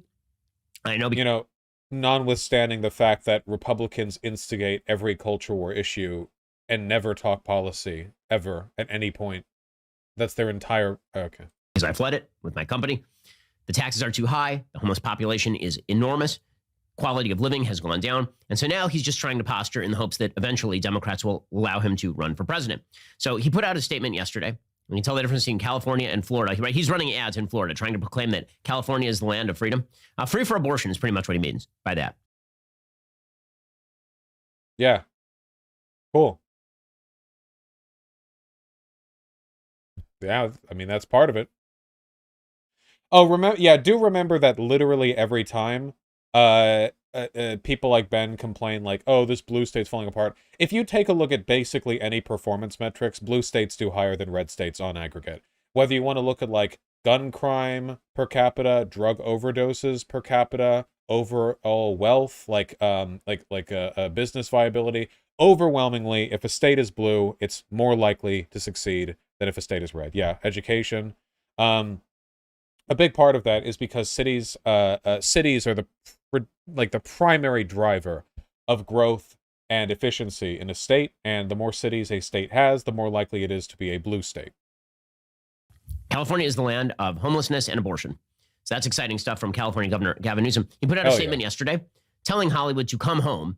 He is offering a massive new tax break for Hollywood, something like $1.6 billion in tax breaks.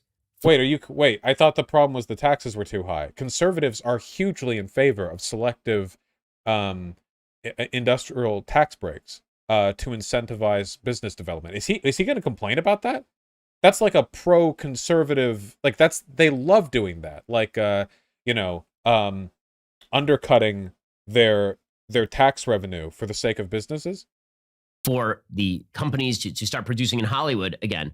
And the fact that Hollywood stopped producing in Hollywood is a pretty good demonstration that Hollywood is horribly run in terms of like the government. It's a damned if you do, damned if you don't. If you do lower taxes for business, to incentivize businesses to do their work in your state, it means that it was horribly run and you're compensating for a deficiency. And if you don't, it means that your tax and spend big government tendencies are stripping your state of business investment. There's no actual, there's no real position. There's no winning here. The real reason, by the way, why more work is being done outside of Hollywood is because after COVID, a lot of stuff is just being done at home anyway. And, once everyone's already working from home, justifying all the costs associated with doing work in Hollywood don't always shape up the same way. You can broaden that work a little bit more. Gavin Newsom put out a statement saying, Hollywood, your values, your choice. California is the best place in America to create. If that were true, then people wouldn't be fleeing it, hand over fist. Wait, what is the relationship between these factors? He's talking about Hollywood here. Hollywood is literally the biggest producer of movies in the world. If he says California is the best place to create implied movies, there's no relationship between these factors. For 100 years, he says, we've been the home for storytelling and storytellers. Together, we built a creative community that includes unrivaled cast, crews, craftspeople, infrastructure, and technology, robust tax credits, and other incentives, the best culture. Together, you didn't do anything, dude. Nothing. Oh my God, Ben, holy shit. When a politician says, together we've done great things, they don't literally mean they've been there since 100 years ago, single-handedly building up Hollywood from the... This is like the pettiest semantic bickering. Come on. Jesus Christ. You say, together we fought the forest fires, but I can't help but notice that you never actually went there fighting the forest fire. Yeah, they're a politician. They're meant to represent the people. Jesus. Most importantly, we share your values, so now it's time to choose. Over the past several years, the legislatures of states like Georgia and Oklahoma have waged cruel assault on essential rights. Now, in the wake of Supreme Court's abhorrent decision overturning Roe v. Wade, those same states are quickly moving to strip reproductive freedom. As you know, their attacks are not occurring in secret. The harm they inflict is not the result of mere carelessness. On the contrary, they're carrying out these attacks brazenly and with the intent to cause pain in the communities they target, many of whom are essential to the success of your industry. Again, the emotivism of the left here is so astonishing. The idea here is that if you oppose the right-wing agenda, it's because the right wants to hurt you and is cruel and vicious. Yes, that is completely correct. That is true. It's facts over feelings right there. Dude, a good part of Ben Shapiro's shtick is being indignant at the idea that his obviously malicious beliefs are a product of malice, it's crybullying, he'll be sitting there and personally I am deeply offended by the fact that you would ever attribute my 7,000 collective beliefs that contribute to humanity's decline and specifically harm minority communities as a product of anything associated with malice. It's okay, fine, be mad about it. Not that they actually have arguments on abortion that disagree with your own. They're bad people. That's what. Keep in mind, by the way, Ben Shapiro has always had a huge hate boner for Hollywood because he couldn't cut it as a scriptwriter there. So he's got a particular beef. I also this is such a common cope argument as well. Gavin, cruel and vicious. Not that they actually have arguments on abortion that disagree with your own. They're bad people. So having arguments where one person has a different belief than you is not mutually exclusive to them being bad people, in the colloquial sense. So for example, if two people are having a disagreement about whether or not it's moral to rape somebody, and you disagree with them, they think it is good, and you think it's not good, you would be fair in saying that the disagreement you have with them is over an issue that their position would, make them a bad person over. That's a pretty reasonable statement there. There's not a mutually exclusive factor. That's what Gavin Newsom is saying right there. Today, more than ever, he says, you have a responsibility to take stock of your values and those of your employees when doing business in those states. He's trying to values shame Hollywood. Good luck with that. That has not worked well in the past. What? It's just a generic call to action. All this reminds me of the fucking Gamergate era skeptic, like, pause to attack Anita Sarkeesian for every other word she says. Also, what on earth is Chad up to? You guys are so slow. Is Ben Shapiro not cutting it anymore? We need the Jordan Peterson reacts? Wow. I'm actually asking. I wonder if the site's being slow. Need more frogs. But I'm bored as fuck, TBH. Well, that's how I feel, right? Ben is kind of tiresome, isn't he? It feels like Ben Shapiro has gotten a lot less interesting now that the Republican Party's agenda is so overtly like, we will kill you, we want you dead, we want a white ethno-state, and we want an autocracy, and you're going to die. Like, now that that's kind of like the open position of the GOP, effectively, people like Ben Shapiro are just kind of like the hangers-on. Eventually, he's either going to get shit-canned, or he's going to have to move his positions over. I do think that Ben Shapiro actually believes in, like, the kind of conservatism that he does, which is this, like, pseudo-neocon, like, fake civility, which makes me wonder if he's going to move on over as the times demand eventually, or if he's going to stay here as like the rear guard for the propaganda machine to try to bring over people who aren't going to be pulled over by the basic QAnon domestic terrorist signaling. I don't really know. It's hard to say, yeah, but it does feel tired. I feel like Jordan Peterson is more representative now that he's kind of dropped the the kindly old grandpa thing, and now he just sounds like a fucking Nazi, like, radio inquisitor screeching, like, spittle-mouthed into the machine to talk about how your Jewish neighbors are hoarding gasoline, and that's why your cars are so expensive to drive or something. Well, that's it. This is kind of like a meta-narrative now, you know. I want to watch a bit more of this. Where are we going, Ben? Maybe we could watch this, then contrast.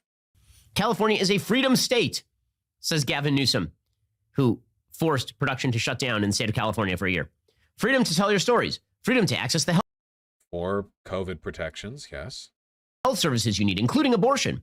Freedom to love who you love and to ensure your LGBTQ plus minus divided by sign friends, family, and colleagues can proudly be who they are. Freedom from repressive state governments that want to tell you what to believe and threaten you with felonies if you don't toe their line. Does the man own a mirror? Yeah, wow, this is just so dry. This is just so...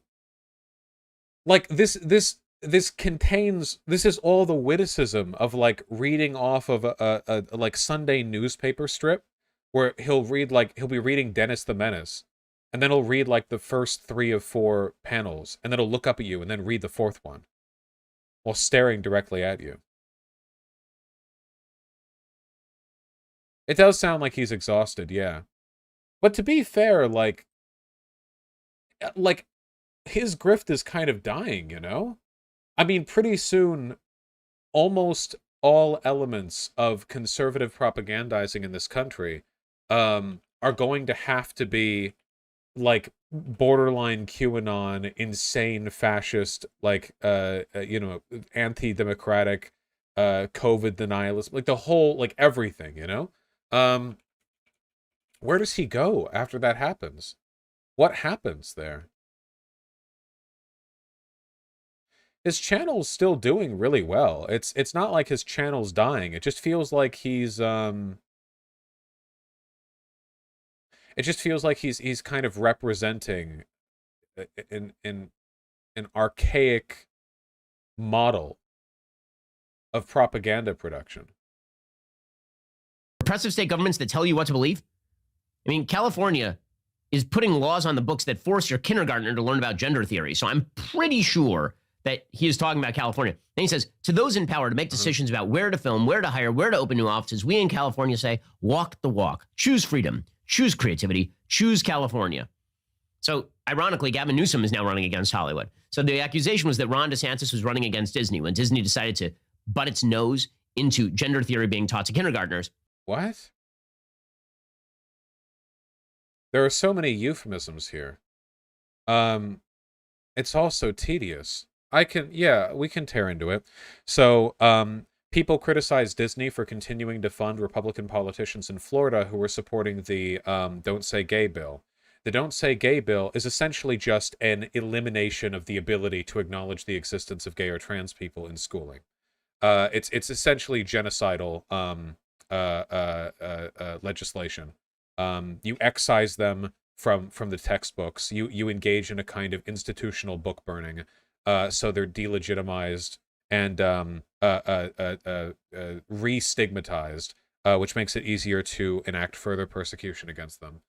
And Ben here is claiming that this is somehow comparable to the California governor Newsom saying that Hollywood should be progressive. I genuinely, I have no idea what point is trying to be made here. It is boring. No, I agree. It is boring. Yeah. And Ron DeSantis is like, well, if you're going to do that, then, there are a bunch of special tax breaks that you guys get. You don't really need to be involved in this issue. And that's just the way it works. Well, now Gavin Newsom is like, I'm going to cudgel you into bringing your business home, or I will attack you as insufficiently woke. Offering tax breaks as a cudgel? What possible interpretation of the world leads to that? It's the opposite of a cudgel. A cudgel is when you punish somebody. You're hitting them. That's what cudgels do. This is leaving out like a bowl of cookies. Okay. Now here's the problem. Hollywood gets to play a game here that they care more about their woke morality than they do about money. No, they're businesses. They care most about money. That's what their staff meetings are on. It's their profits. That's what they care about. But it turns out that only applies when the economy is going gangbusters. When they start to experience business difficulties, they too are subject to the dictates of the market. It turns out half the American population does not agree with the wokeness of Hollywood, which is one reason you would imagine why Batgirl has now been scrapped. So Warner Brothers spent $90 million. None of the video that we've watched thus far makes any sense at all. It's Gavin Newsom doing a very standard, let's all work together to make America like Hollywood, California good, smile speech, alongside some tax breaks, which is a predominantly conservative policy. Did I just say Gavin Newsom? What am I? I don't know what I'm saying, man. This video is putting me to sleep. Just to make a movie of Batgirl. Batgirl in the comic books is Barbara Gordon, the daughter of Commissioner Gordon. She's paralyzed in the comics at a certain point, and then she's unparalyzed. In any case, she is... Okay, so just to clarify, comics have different writers and multiple continuities. There are varying... Okay, I have a feeling this is going to be a race thing. We'll see. We'll see. She is Batgirl, and the movie was supposed to be sort of a woke bonanza, according to pretty much everybody who had seen it. The movie was apparently so bad that they just killed it. They're like, we're not even going to distribute it. We'll take the tax write-off. You know how bad a movie has to be to spend $90 million on it and then you don't even release it? Well, depending on the tax write-off you might get, that might actually be worth more. So I haven't heard anything about the quality of the movie being impugned. Batgirl, bad movie? I haven't heard anything. Because, studios put out terrible movies all the time, which makes me think that it's not a quality thing necessarily. Christ, they put out the fucking, they put out the goddamn Catwoman movie. They put out They put out the old Daredevil movie. I don't know. They put out a lot of stuff. They morbed hard, you know? So I don't know if it's just a quality thing. It might have been. I mean, I'm assuming the movie wasn't that great, and then there were other factors that went into it. Yeah, I don't really know. I do have to say, though, I think it's really funny, because, like, the go woke, go broke thing. Hold on. Top movies of all time. The go woke, go broke thing is, like... No, not best rated. The highest grossing.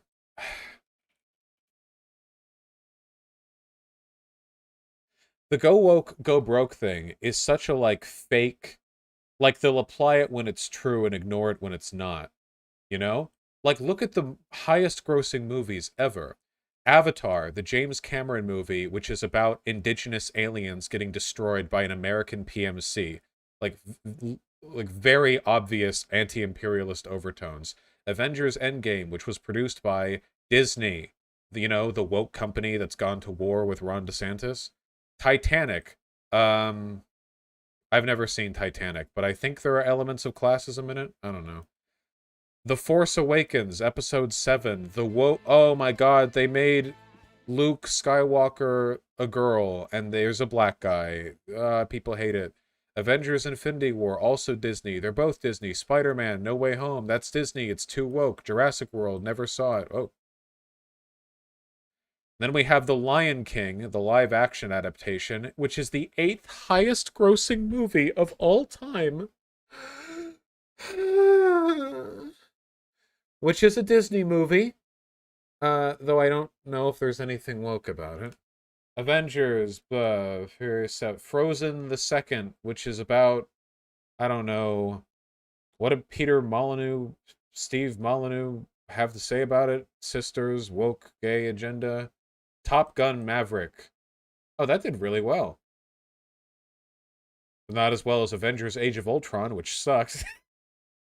Black Panther. Dude! More than half of these movies are Disney. Like, the go woke, go broke thing is just, like, massive fucking gigacope. Hyper gigacope. It's like people go for movies. Whatever. How many of these are Disney movies, man? Wasn't Frozen all white Scandinavians? Yeah, but to compensate for it, it was like gay or something. I don't know.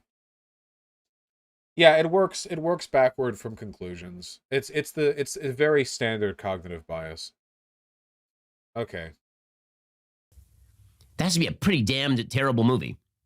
Tom Leonard, writing for the Daily Mail, he says, Batgirl, an apparently woke big-budget film featuring a female version of the Caped Crusader, has been ignominiously scrapped, shocking the female version of the Caped Crusader? Batgirl has been a character for over half a century. What? She's not a... That's not a female version. It's just...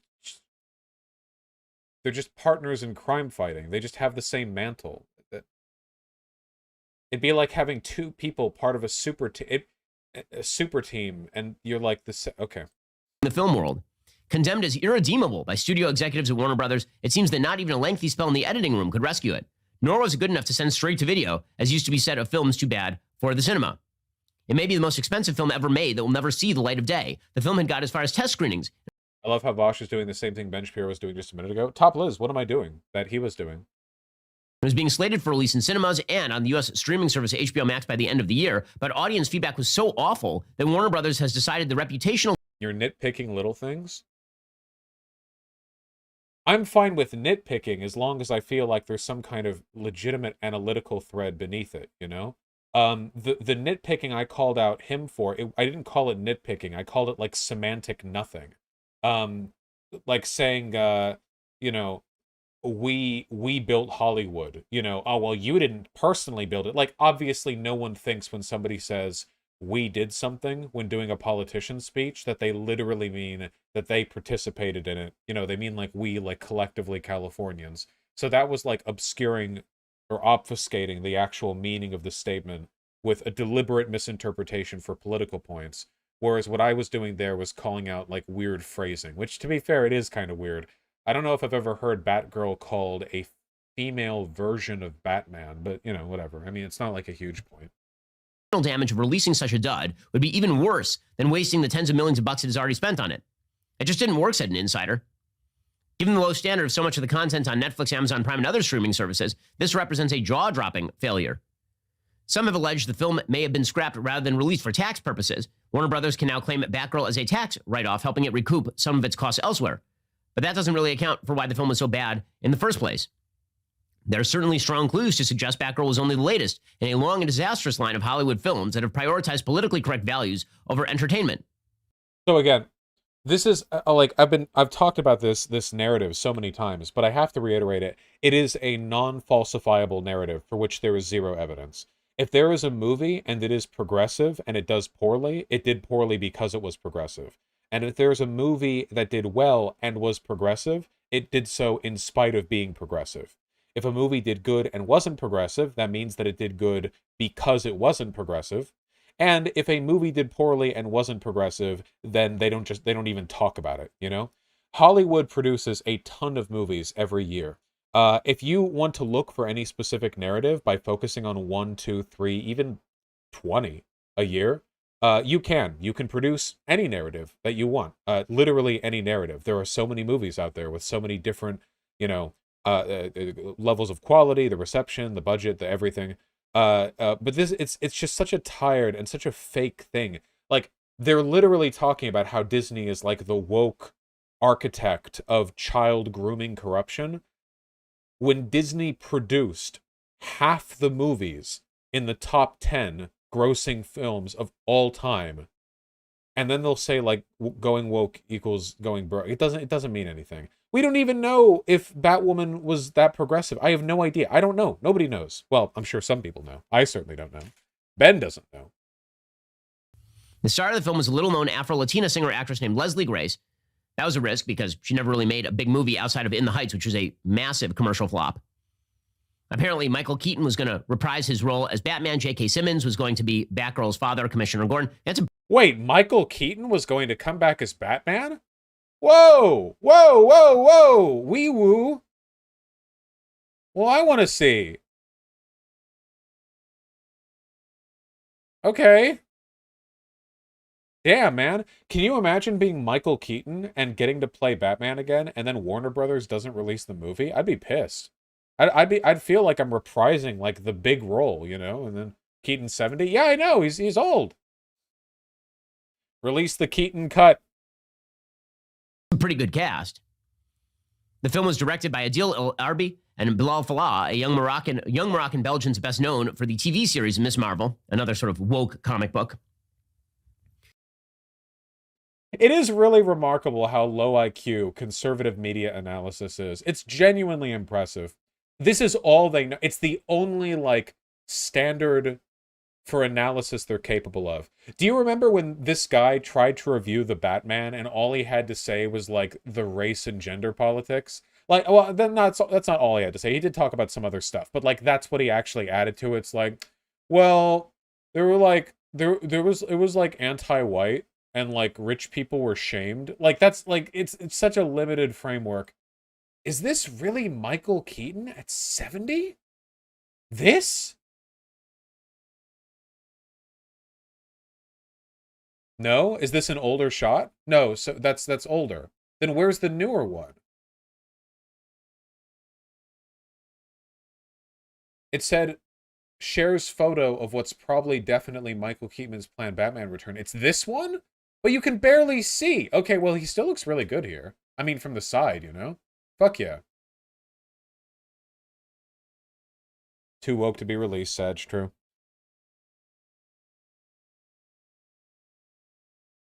He'll be in The Flash, too. Yeah. Is this Commissioner Gordon? Fuck yeah, dude. Give him a big old afro. No nips? There might be nips. Woke hair.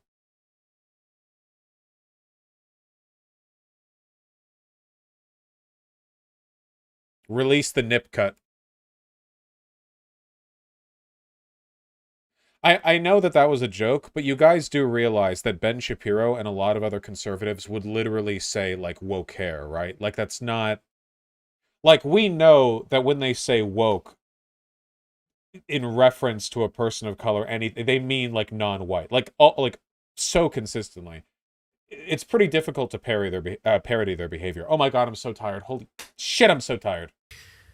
Batgirl's screenplay was by This is Michael Keaton at 70? Looking good, dude. Christina Hodson, a British writer of ultra-feminist film Birds of Prey.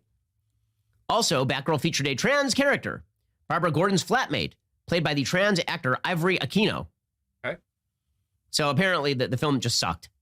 And see, right there. No mention of plot, no mention of narrative or story. It sucks because it has minorities in it. That's literally it. There's no... Anytime you hear the like, oh yeah, because they were pushing progressivism, to them, pushing progressivism is acknowledging the existence of minority groups. It's always been that case, you know? And that's why I've always said, ideologically, Ben isn't that different from the QAnon Nazi types. He's only really different in his aesthetics and his optics and the way he presents the information. But the message here is that media which contains minorities beyond an acceptable degree, you know, you can have like a black guy, as long as he's not, you know, in a role where you don't want him. I mean, that itself is like a moral wrong for which the media deserves to fail. And this isn't new. This has been the case for like a decade. For as long as people have been saying go woke, go broke, people have been calling media woke for having non-white, non-male characters in it. And so they shelved it instead. So this is why the attempt to sort of shame everybody into coming back to Hollywood based on the morality. I don't think he was shaming at all, even remotely. I think the governor literally just said, hey, here, have a tax break. Let's all do progressive value stuff because California is all about that. I don't really think that's shaming, but okay. Of their ridiculous left-wing woke precept. It's going to not happen because eventually the market speaks. And Gavin Newsom, again, driving production back to California by telling people that if you love abortion, you have to do your production in California. That's not going to work. It turns out. No, that's not what he said. He offered them a tax break. Ben, did you read the article? He offered them a tax break. That's what he said. That's a market incentive right there. That the Warner Brothers would rather produce someplace where they don't have to pay exorbitant tax rates and deal. They got a tax break, Ben. That's what he did. He gave them the tax break. That was the incentive. That was the thing that he did. With the unions in quite the same way. I hope you. Vaush, this is boring. I know. All right, well, I can cite this anytime in the future. You know, people are like, you should see what Ben Shapiro's up to. No, the times have changed. The world is ending. The dialectic has advanced. What is Jordan Peterson up to these days? Cenk BJG Convo? How long is it? I can't stream for much longer. This really is boring. Damn, that's crazy. Donate to me. Give me money. Thanks.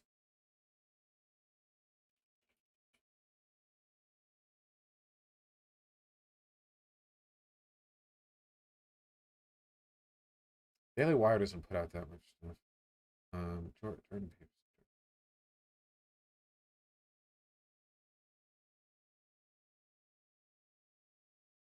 Jordan Peterson did a collab with Russell Brand. Not surprised.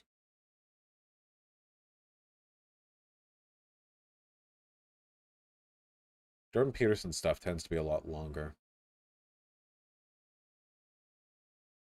Clip. You are not committed to something unless you're willing to sacrifice for it. Okay, that's old. Dude, this is such a good grift. What the fuck? All of the videos, almost all of them, are old clips from his lectures and like shorts from those clips. Some of this is like years old. Oh, there's Russell Brand.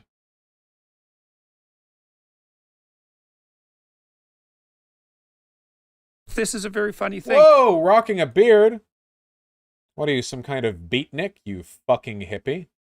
So the emperor of ancient Mesopotamia. So this is some of the earliest political documentation we have, by the way. Here's fuck yeah, please. Give me anything other. Just give me something new. Mesopotamia, make me Google something to debunk your stupid points. Yes, please. Oh, yes. What they used to do to the emperor every New Year's Day. They would take him outside the walls of the city. So he was responsible for everything within the walls. Outside was chaos and the unknown. They'd take him outside the city. They'd strip him of all his emperor garb, so he's no longer emperor. They'd make him kneel. They'd humiliate him. I think, if I remember correctly, the priest would hit him with a glove and say, okay, in the last year, name all the ways that you didn't embody Marduk. Marduk was the god of the Mesopotamians, and Marduk was the thing that took on the great dragon of chaos. And so it was the responsibility of the emperor to kneel down and say, here's all the ways that I haven't been acting out my proper self and have brought the kingdom into disarray. And then he would be forgiven. They would act out the reconstruction of the cosmos. That was the New Year's celebration. Okay, I have no way of knowing if any of this is true. I am considering this setup for what will no doubt be a collection of prescriptive positions that I am interested in. But I can't really check this. Also, he has a Pellegrino? Wait, isn't this his signature drink, or am I thinking of somebody else? He is making it up. I mean, he could be making all this up. I care more about, like, the modern prescription than the historical allegory. And then he'd go in and try to be a good king. I like that. So yeah, no kidding, absolutely. It's like water? the It's confession fancy of the water. emperor. Is Here's there- the way I haven't been good. Are there any comparable Some of it is true, but they would just make a random guy the king for a day, then sacrifice him. Is that true? Mesopotamia king for a day ritual?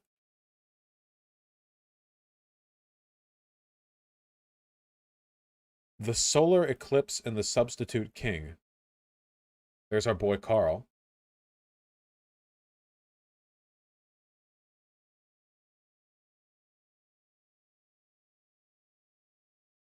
If the solar eclipse took place over Assyria, for instance, the Assyrian king would be in danger, and for the king to be put in danger put the entire power structure of the kingdom at risk.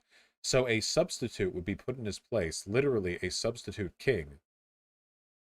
The substitute king didn't have to look like the real king, but had to be a man. After he was selected, he was dressed in the king's garment, declared to be the king, and made to participate in the other rituals, investing him with royal identity. He was also given a young woman as a queen. Damn. After this, the true king withdrew from public view until danger had passed. The substitute king and queen were offered as sacrifices for the evil fate that was destined for the true king, taking it on themselves while he remained safely hidden. Is this the same ritual? No, Vaush, that's another thing. Oh, okay. What Peterson was talking about used to happen in Babylon, not Assyria. Oh. Babylon ritual Marduk.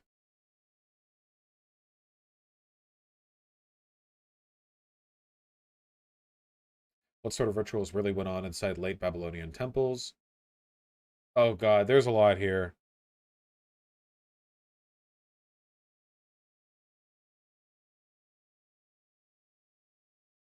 Oh boy. You know what? Everything they say is completely true. I sign off on it. are the powerful held up to that kind of evaluation in We don't have any rituals form for now? that. Well, I Because think we don't acknowledge the emergence of order from chaos. We don't acknowledge divine principles. So the power The king wasn't slapped with a glove. He was slapped by the head priest, and it had to be hard enough to make the king cry. Damn! You have to slap somebody pretty hard to reliably make them cry. Okay. Yeah, all right. Fuck yeah. Absolutely. powerful, and I think this is possibly because of assumed meritocracy. People that are in positions of power, they're there for a reason. You don't need to start stripping them naked and taking them outside the city and saying, how often did you wank in that Oval Office every day? Get out. Yeah, well, I think there might be something to that, and that's the danger of pride that goes along with ascension in a hierarchy. Well, because I'm here in this position, I must deserve it. It's like, yeah, but there should still be something that you're bowing down to, and that might be the abstract idea of sovereign authority itself, if you think about it only psychologically. But that's a figure that essentially has a touch of divinity about it, because it's the monarchy. perfect We're in a ideal. monarchy right now, huh? So that's the queen, the anointed and appointed monarch. She represents, I suppose, in a post-secular nation, she becomes the emblem of Britain rather than the emblem of God on. Right. Well, earth. I think it actually functions to some degree in The same way. Well, I do think so, because the Queen, your Queen in particular, our Queen as well, because I'm Oh, yeah, Canadian. you're Canadian. I mean, I think That's right. Elizabeth has been an embodiment of moral virtue. I mean, she's done a remarkable job over the last, 75 years now. She's held herself to an incredibly high moral standard. And I think she does sit in the background as emblematic of what sovereign authority might look like. But of course, you're postmodernist, and this is an area where, because I'm English and I can't get away from the love of the Queen. But I would also say that she is an emblem of authority.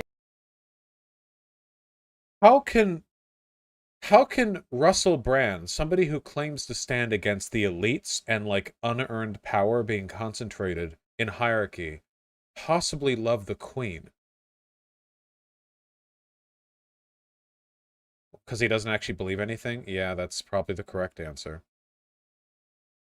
I'm pretty sure that was probably just a joke, a bad one, but still. Has he ever made a joke like that about any other power structure or institution that he criticizes in a way that sounds kind of left-leaning but actually reinforces conservative policy positions?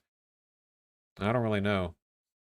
And of power and of wealth and land ownership, and that there is an order that ought to be respected and can't be challenged. Every so often, this country sort of toys with the idea of republicanism. They're always grateful when there's a wedding, like there is this week, so that no one has to think, "Is this right that we're paying for this bizarre this spectacle?" Yeah, well, but it is useful to think about it in a symbolic sense. I mean, one of the things that constantly threatens the United States, I think there should be 4 branches of government: legislative, judicial, executive, and symbolic. Because the problem in the United States is the president keeps tilting towards king. You know, the Americans like the idea of...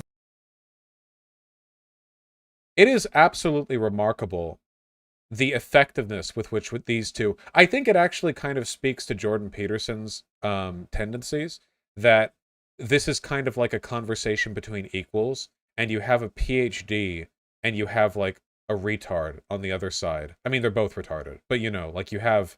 like the great joining of the minds here, because as it turns out, there's actually a very like low bar when it comes to spewing this kind of drivel, just like vomiting this like weed brownies at 11 p.m. bullshit.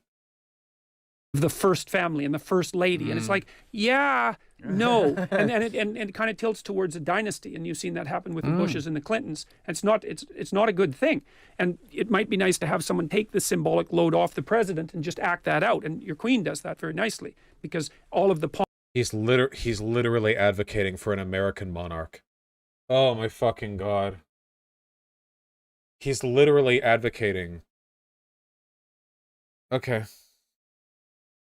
pomp and circumstance of the state and all the drama and ritual of the sovereign can be played out in that sort of dramatic space, and your legislature and executive... No, the president is the head of state. That's the point of the president. They're literally called the head of state. If you have that pomp and circumstance put onto the shoulders of another official, then the president is no longer the head of state, and it no longer functions as the executive branch. Executive branches can go off and do the administration. It's interesting that the dynasties exert themselves. In a sense, it's a demonstration of your argument that there are certain hierarchical systems that find their way into fruition regardless of regulation. But then I suppose there's rational reasons. They would have the resources, the experiences, the connections. Sure, it's easier for them, but that's also that's a danger to a republic, is the fact that, and it's part of the potential corruption of the state, is that, well, it's easier for the children of those who have authority. To be fair, it doesn't need to be a monarch. A lot of countries have a prime minister who's the government head and a president who's the head of state, mostly symbolic. The US president just does both. Yeah, but he's analogizing this to the Queen. So he's not talking about, like, just a different, like, parliamentary system with the executive branch. He's talking about, like, a symbolic, a borderline mystical figurehead of Americanism, of true Americana, that's meant to like lord over everyone in a symbolic fashion. You know what the Queen does. Fuck the Queen and fuck all of this. This kind of cultural puritanism is the stuff of fascists and monarchs. You know, this obsession with some kind of like pure representation of American virtue. Like, listen to what he said earlier, that the Queen has been acting with perfect virtue for 75 years. No, she fucking hasn't. Absolutely not. She's been as I understand it, a fairly shift with the times, conservative to moderate leader who's done very little to meaningfully advance the rights of the British people, with the power and the cultural influence she holds, you know? I remember, it's not the Queen itself, but the royal family, where you had the fella, the very old man, sitting on that gilded throne, talking about the need for austerity amidst the population. Like, he's literally sitting on a golden throne, talking about how the British population needs to tighten their belts a bit. Yeah. Like, stuff like that is fucking revolting. It's genuinely disgusting. Yeah, sure, Philip, I don't know. It doesn't matter. They're all the same to me. I don't care about them. There's no value whatsoever to it. The royal family has privately lobbied for exemptions from equality laws that require them to hire POC. Oh yeah, they wanted white people staffing the palace, so they wanted to be exempt from broader laws that ban racial discrimination.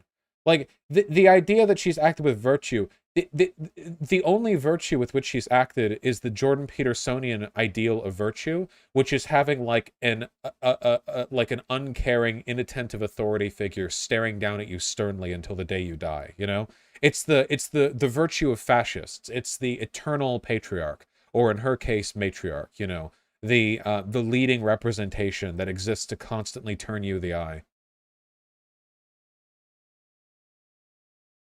Authority to have power, and you don't want people attaining the pinnacle of achievement because of power. You want them attaining the pinnacle of achievement because of competence. Yeah, and those things always struggle. It takes a society that's very awake to stop the hierarchies from degenerating into hierarchies of power. Because degeneration is the tendency. Sure, well, it's easy. It's easy. You quote that right? W.B. Yeats poem, you know, that fearsome and terrifying, the Falconer poem. Well, and people have recognized that it's the proclivity of hierarchies towards tyranny for thousands of years. I've seen that as a fundamental danger to proper adaptation. We need Wants to be exempt from everything, doesn't she? Don't know how much money I have. Don't force me to not engage in racial and sex discrimination when I hire. Don't hold me account for climate regulations. Just let me reign eternal as God Queen. Need hierarchies, yes, but they degenerate. Oh, and it is God Queen, isn't it? Right? The head of the royal family is literally the head of the Church of England, isn't it? Maybe not in practice, but symbolically, you know. Yeah, the head of the church. Into tyranny, and they unfairly oppress. It's like, yes, we have to be on guard against that. But that doesn't mean that we call all hierarchies tyrannies, because that's not helpful, or we call all productive activity service service to the oppressive patriarchy, because that's seriously not helpful. And we don't dispense with hierarchies, because then people don't have anything to do. So you might notice, by the way, if you're paying attention to this, the reason why I'm not commenting directly on what they're saying is because a lot of it is incoherent. I mean that sincerely. Jordan Peterson fans or like moderates get mad at me when I say that sometime, but if you actually like sit down and listen to conversations like this and break it down statement by statement, there's actually very little being said. It's kind of like a parallel to corporate speak, where you can talk for ages without saying anything, you know, like the way politicians are said to do, which they often do. There's not really that much to dig into. Oftentimes the stuff they say, like one person will follow up with something that's incoherent or not related at all to the previous statement. They'll say something blatantly wrong, but not even as part of like a prescriptive statement. They'll just say it like casually, like I guess for fun or for personal satisfaction. There's not that much to dig into, unfortunately. What does it mean for someone to have nothing to do if there's no hierarchy? Nothing. Listen again. Yes. The service to the oppressive patriarchy, because that's seriously not helpful. Get ready. And we don't dispense with hierarchies, because then people don't have anything to do. What does that mean? We don't dispense with hierarchies because then people don't have anything to do. What is that? What does it mean? If you wanted to be charitable, you could think it means some stuff. You could fill in the blanks, and you could interpret like, well, the elimination of literally all social hierarchies would put humans exactly on the same playing field, which isn't possible, so there'd be nothing to achieve, because if we'd all have already achieved parity, and it reduces our drive for the, like, if you want to add like 6 or 7 or 8 things, maybe you could make a somewhat coherent statement out of it. But to what extent can you reduce hierarchy?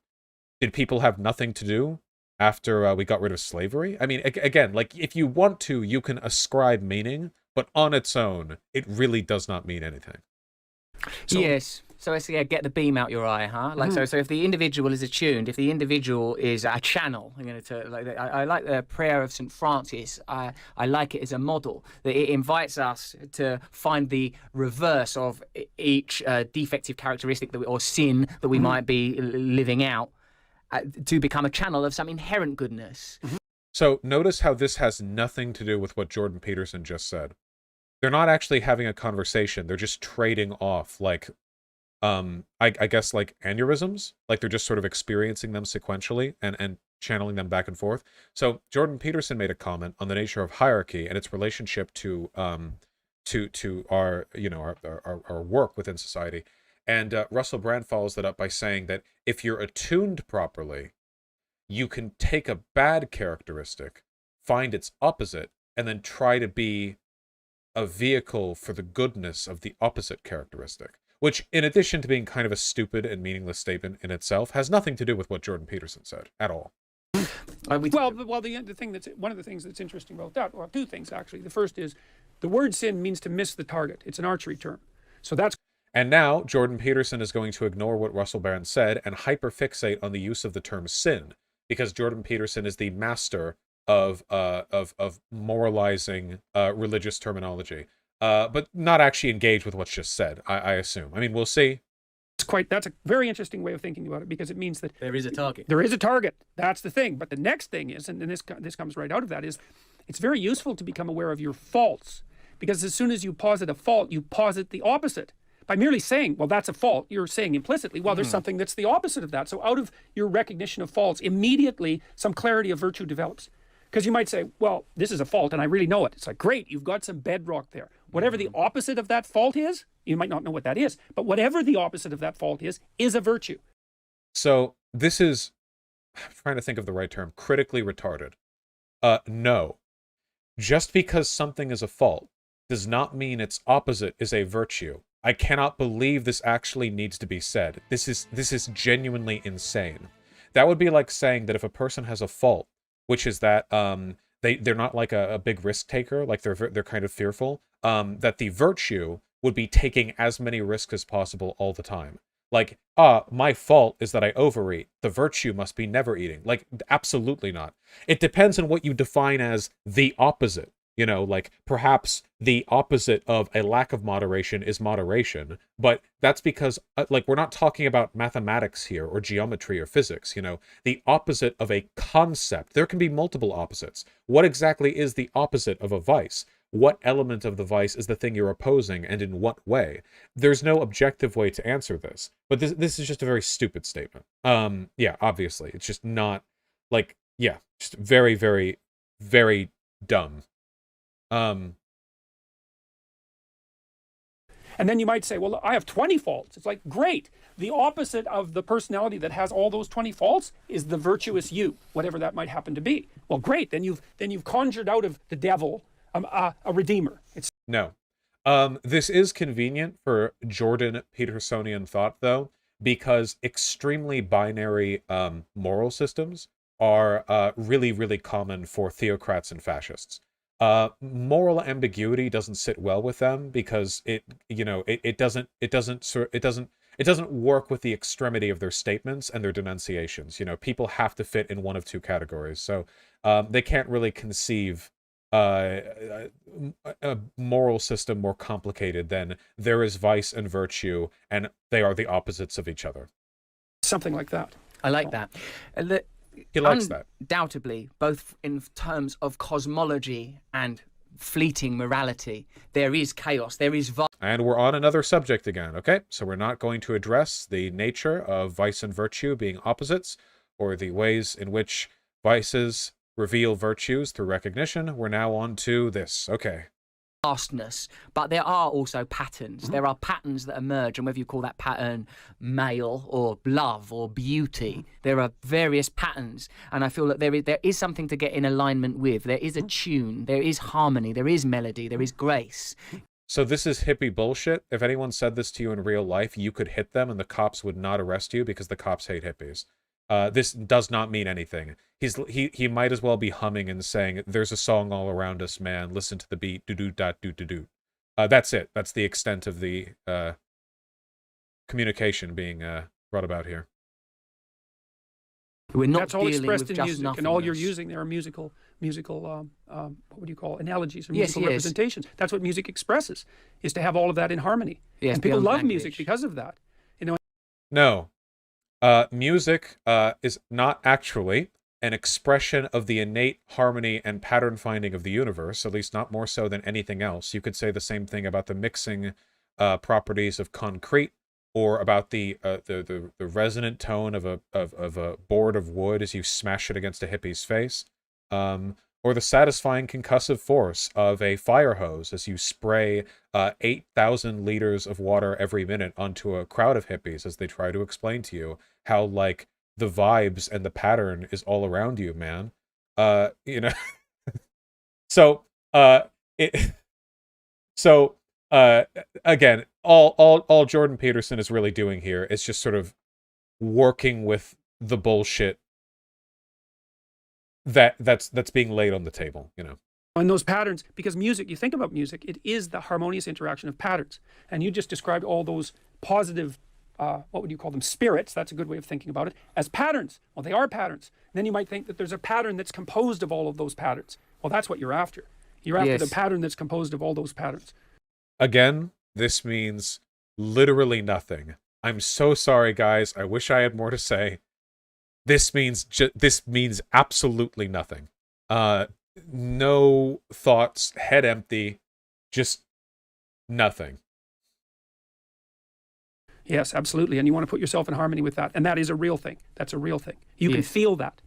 So it's what keeps you alive, essentially, when you're trying to become conscious. Yes, yes. There is something important happening. I feel like what we were saying before. Yes, yes. He said, absolutely no neurons firing inside of his skull. Yes, yes, he claimed. The inside of his brain full of as much kinetic energy as 0 Kelvin depths of space. There is something important happening. I feel like what we were saying before about the acknowledgement of difference needn't infer inferiority. That's something that we must definitely invite. not. Well, we should be actually. Well, this is part of what the radical leftists keep saying is, well, we should celebrate diversity. It's like, yes, but what that means first is the admission that people actually differ. Okay, so we finally have hit on an actual attempt at a salient political point. So, a common conservative straw man is that leftists think that all humans are literally identical in every possible fashion. You can debunk this straw man by pointing out anything said by any leftist ever. Nobody believes this. There are obviously massive differences between individuals and between groups. The argument of the left is that we are fundamentally the same in the sense that we're all humans deserving of respect, something that Jordan Peterson would disagree with. Though he might not own up to it explicitly, depending on how angry and benzo-starved he feels at that moment. And secondly, that many of the differences between humans and between groups of humans are down to environmental factors. Those are the critical distinctions there, but nothing there denies the fact that there are fundamental differences between people, individuals. You know, it's a fine thing to recognize. Otherwise, you don't have diversity. It's like, I'm glad there are conservatives. I'm glad there are leftists. The conservatives run things. The leftists invent them. It's like, good.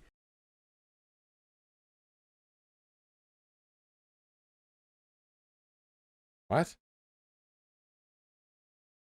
I mean, don't get me wrong, I agree with one thing. I agree that leftists are generally the ones who spur social change forward. Inventing things being the, I don't know, like the vague descriptor, I think, kind of pulling at there. I don't know what he means by running them, though. And they're really different, those people. Like, you know, if you have a group that's all conservatives and they're going down the right path, they're going to go down that path really fast. But if they're going down the wrong path, they're not going to be able to think laterally and figure out how to get out of it. If you have a group of left-leaning creative types, it's like they're going to come up with 100 ideas. But the probability that they'll organize in a stable hierarchy and implement those effectively is 0. Actually, funnily enough, I actually kind of agree with what he's saying here, in the sense that conservative groupthink tendencies are very strong and they dogmatically approach any problem in like a unified sense, whereas leftists are creative and willing to challenge and explore new systems, but it's very difficult to organize them because they're being pulled in so many directions. That's a valid point. So I guess the solution then would be you sort of wrangle all the conservatives together and put a saddle on them, and then you have all the leftists right on top of them like a palanquin, and all the leftist decision-making gets to direct the cohesive decisiveness of the conservatives. That would be it, right? We essentially just need... Here, hold on. We need, like, the gigantic throne that Xerxes was on in 300. Where's the Here we go. Yeah, like this. We need this, where all the conservatives are at the bottom, using their groupthink and cohesion to move the lefties forward. I think that's what he means. I agree completely. Good one, Jordan. So they're going to have to call over the conservatives. It's like, look, guys, we finally got a good idea. You can have one idea, because you're conservatives, run with it. And then they can all run with it.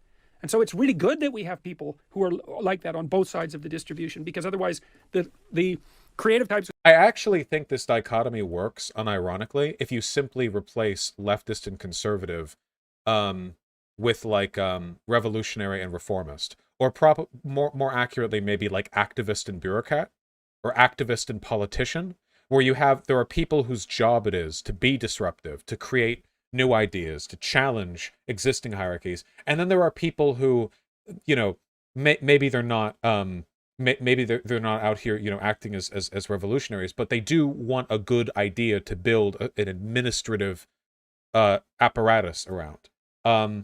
Because people don't talk enough about the need for liberatory bureaucracy, but it's actually critical. No matter what system you're in, even like anarchist post-state systems, bureaucrats will always be a thing. Always, always, always. They're critical. They're absolutely critical, you know? If right now there was a socialist revolution, you know who wouldn't get ousted from government? Tens of thousands of executive branch bureaucrats. Because you can't do their job. Literally everything would fall apart. Can you imagine what would happen if a bunch of revolutionaries tried to replace all of the, like, 75-year-old veterans of the U.S. Postal Service with their own, like, ideological, like, aligned people? Like, it would all fall apart. You need bureaucrats on your side. Mao would disagree. Well, Mao starved 40 million to death, so isn't that what Lenin and Stalin did? Well, you might notice that as bad as the USSR was, it did at least continue to exist for a while. The problem was their bureaucrats were doing the wrong things. But yes, you do need you need bureaucrats willing to stay the course. You can't build a nation. You can't fix society just with advocates, revolutionaries, and activists. You know, you need people. You need people who are sympathetic to the revolutionary cause afterwards, who are also incredibly interested in, like, filing cabinets and the nuances of engineering protocol analysis and all that bullshit. You need the system. You need paperwork lovers and lawyers. And sit around and come up with new ideas till they starve to death in squalor. Those potheads. Yeah, well, exactly. And the conservatives would just ossify and you know, run down a road that got narrower and narrower and narrower, and they'd all end up stuck between two cliffs. And that'd be the end of it for both of them. You know, it's kind of sad that this video was like 9.5 minutes of laughable bullshit, and the last 30 seconds was, I'm gonna be real with you, actually maybe the most coherent and intelligent thing I've heard from Jordan Peterson in a while. He's said other things that are around that coherent, but he does often say really dumb stuff. Well, this was before the Benzo saga? No, it's not. This is quite recent.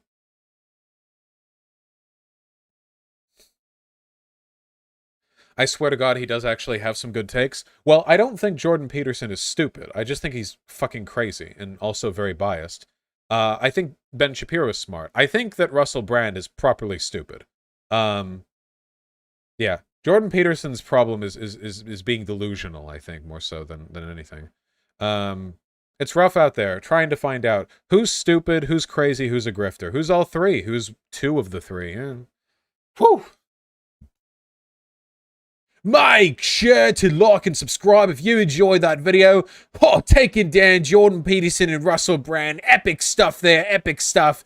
All right, make sure to hit the buttons, open your inner eye, and I'll catch you in the next one.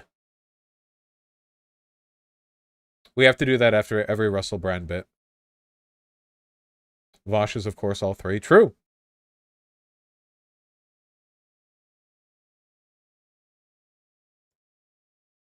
All right.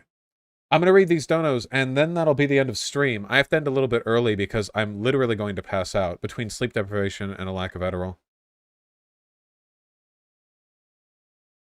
Every day? Shut up!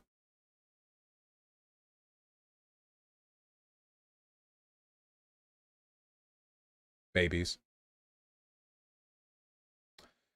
Meowshi with the tier 1 sub. Now that AI generators are replacing artists, can we make an AI that replaces you? God, I hope so. Hi, Illumi. Again. Oh yeah, I want to do a segment on the DALL-E 2, the second AI art generator. The revolution is coming, my friends. Before, we've had minor disagreements on whether or not something can be art if it's produced by a bot, but I feel like this next argument that we have is going to lead... it's going to have a death count. If people disagree with me, that is.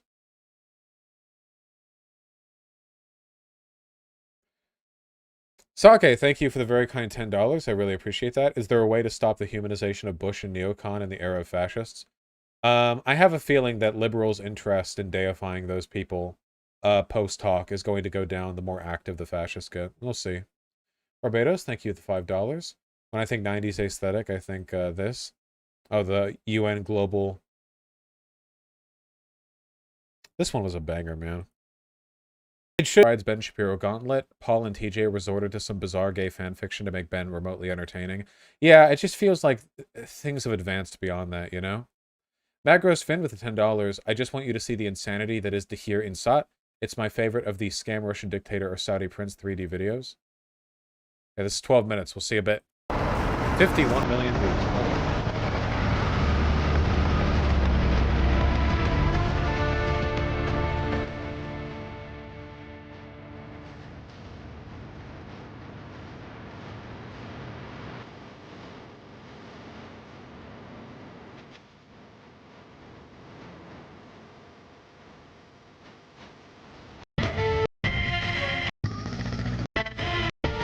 Wait, is it just a military base?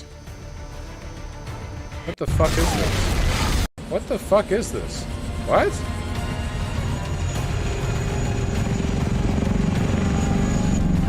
Why would you ever make anything that looks like this?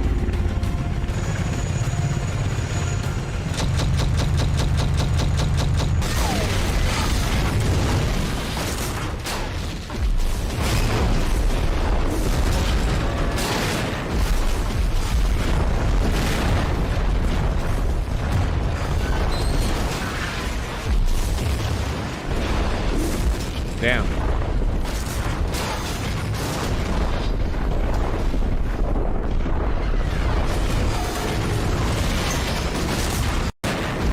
What the fuck is going on?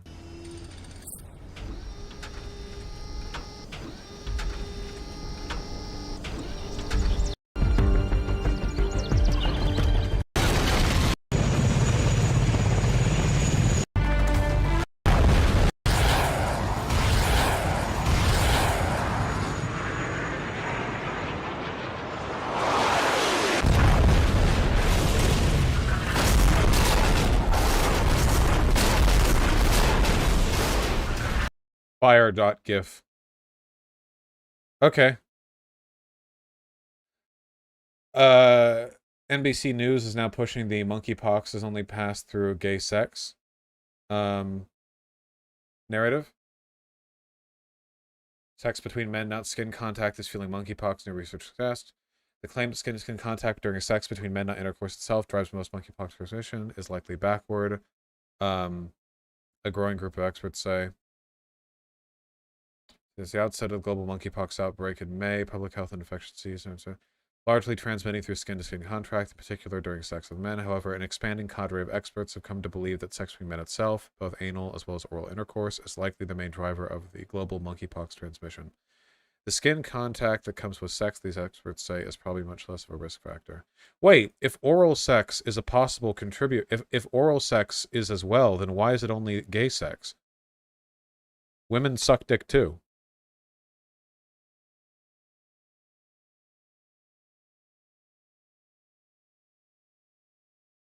Gay mouth. Tell my wife that. I mean, obviously they also do anal, but, you know. Women are less likely to engage in unsafe sex with six people. Unsafe sex with sick people, I guess. Well, there aren't as many lesbian bathhouses, I believe. Hold on.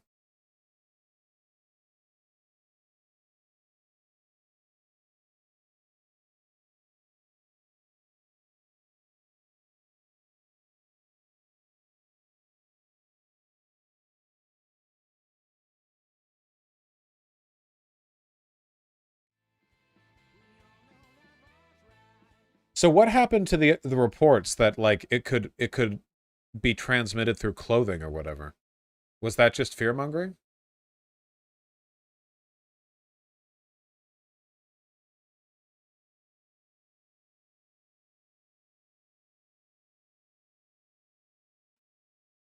Only gay clothes.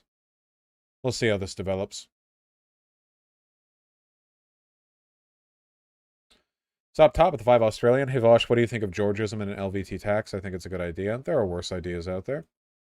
Keith Shira, thank you for the $10. Vaush, help. Trump cultists are saying gerrymandering is necessary to save the country. Yeah, because they don't believe in democracy.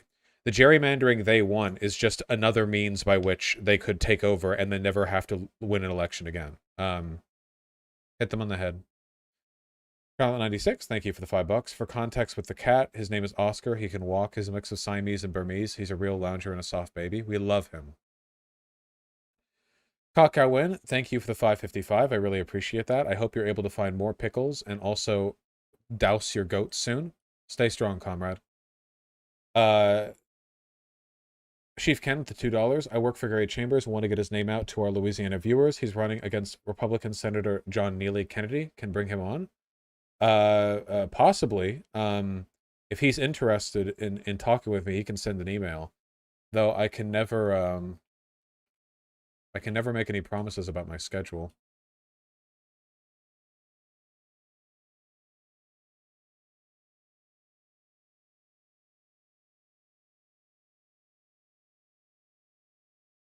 Full Metal Socialist, thank you for the $10. I joined up with my local DSA and am working on creating a large mutual aid network to support direct action and the community. Thank you for inspiring me. Hi, chat. Hell yeah! Really happy to hear that. Making your local DSA slightly less insufferable. Real Anti-Moralism with the $10. Painted this while listening to your stream and triggered some right-wingers with it. Wow, this is really good. The idea that all the Space Marines have to be men is something that can be justified in universe, but only through in-universe bigotry, and I feel like they should acknowledge that more often. The idea that they can like completely fucking genetically morph into some like 9-foot tall with Giga Chad with like 7 extra, no, not 7, like 40 extra organs or whatever. But it's like, oh yeah, it wouldn't work in a woman for reasons. The Sisters of Battle are way cooler anyway. Well, the Sisters of Battle just have power armor, right? They don't have the extra organs. 19 organs, whatever. Stanley the dog with the $5. Sorry for the link, but I couldn't possibly shorten my message to 160 characters. Oh god. Hey, listen. Serious question. How do I be less stupid? Step number 1. Realize there's a reason why there's a character limit. That's step number. How do I increase my IQ? Why was a character limit implemented on a website I have complete control over? That's step 1. You absolutely could have truncated this. Albeit in thought, in my personal life, not in action or politics. Oh yeah, you could have fit this in 160 characters. Oh yeah, you could have. I'm not going easy on you. I was never conservative, but I feel that leftist/humanist tendencies that used to be intuitive to me, like critical thinking skills, compassion, emotional openness, etc., complete the mental profile in your head, have sort of eroded. And I'm left feeling like I'm too susceptible to reactionary thought patterns, deterministic, essentialist thinking, fear, insecurity, etc. I feel like it's impossible to change. That's how I feel, not some specific course of action or something like that. To be clear, none of this translates to negative action, at least politically/socially. Send an email. No, don't send me an email about your personal emotions either. I get enough of that. It simply makes me feel like shit person stupid, like I need to be told the correct way to think by people like you who feel better than me. I kind of struggle to keep up shortish, but here, sorry for the lefty name. Okay, here's the thing, all right? You can't control the way you feel, but you can control the way you respond to those feelings. Except, whoa, retard, you actually can control the way you feel. Your environment, your experiences shape the reflexive impulses that your brain sends you whenever you experience something. If you are starting to experience more like deterministic or essentialist thinking, fear, insecurity, you have to trace these down to why. This is the kind of shit that therapy is for. Where are you getting these feelings from? Like, where are they coming from? You know? First of all, if it's not translating into like different policy positions or different sets of behaviors, that probably means that you're still capable of cognitively checking any like weird biases you have, you know?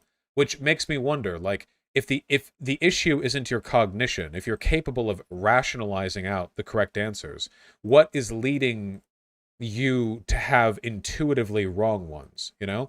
Keep in mind that to an extent, having intuitively reactionary thoughts isn't necessarily a bad thing, because it's just kind of a part of our thought process.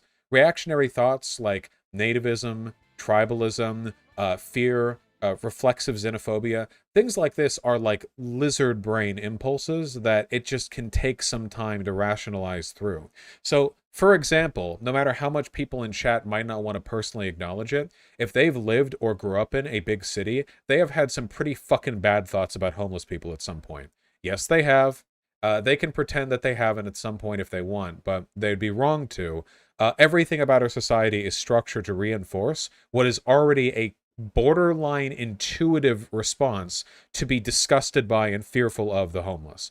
To think of them as less than human. Now, that's not rationally true, and when you're old enough to recognize those biases, you can be like, you know? But that takes self-control. And the fact of the matter is, my dude, self-control is the name of the game. You are never going to be able to intuit the progressive answers all the time. It's always a game of trying to work with the feelings that you feel intuitively and then process them in a way that gets you the right answers. You're never going to reach some kind of nirvana state where all of the stuff in your life just brings about the naturally correct impulses. It's always work. Being right is always work. It's always a process.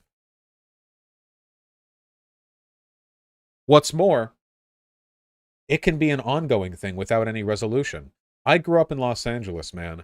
I am always going to be distrustful around homeless people. Now, I can rationalize that thought away and have pleasant, reasonable interactions with them. I've befriended homeless people. I've invited homeless people to my house. I've made meals with them, you know?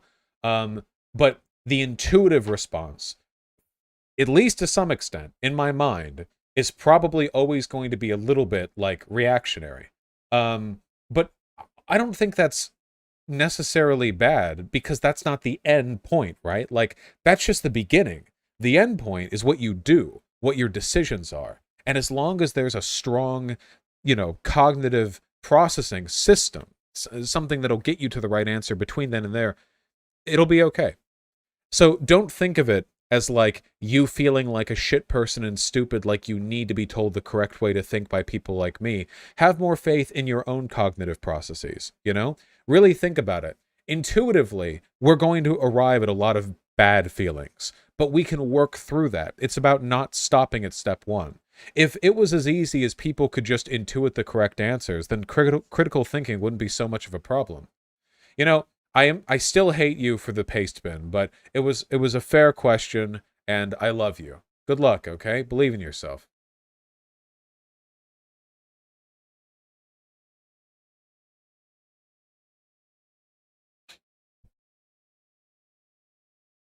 Kanye, I know exactly what this image is going to be. Kanye, no! This person has me blocked! How the fuck can somebody making this cake block me? That's fucked up. Why does everyone block me?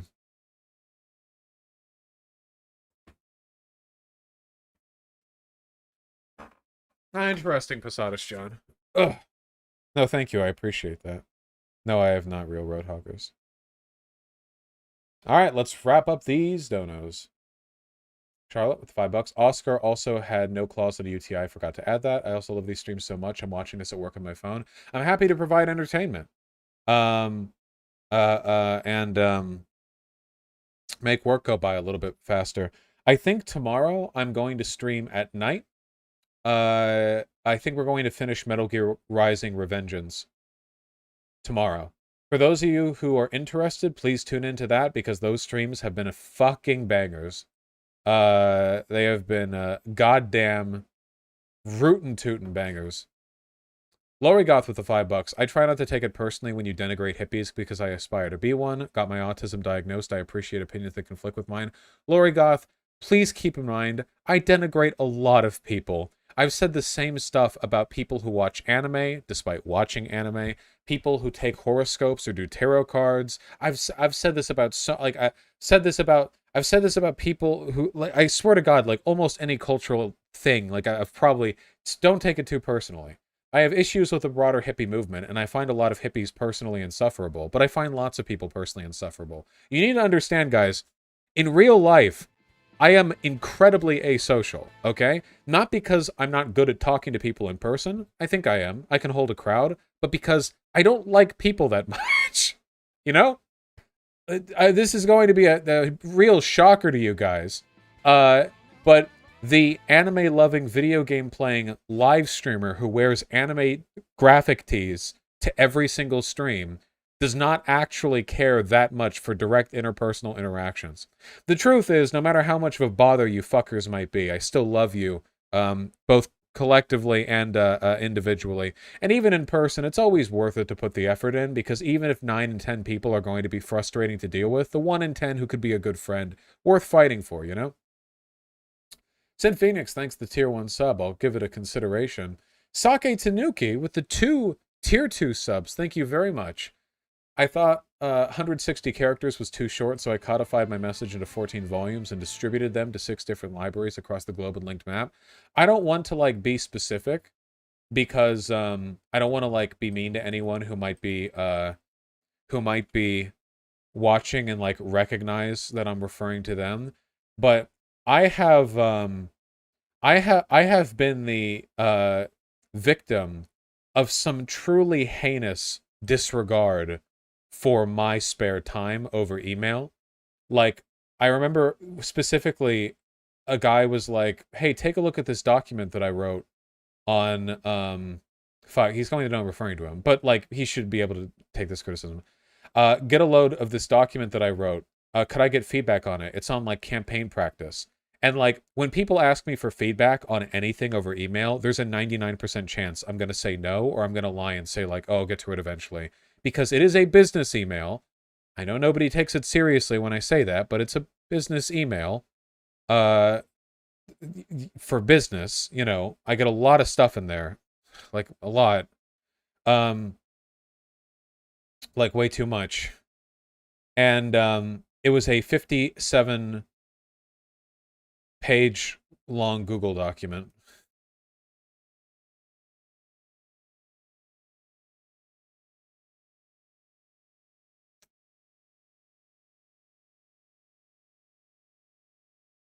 That's a lefty meme. Sake Tanuki with the $30. Vaush supporting Egyptian aesthetics and gaming.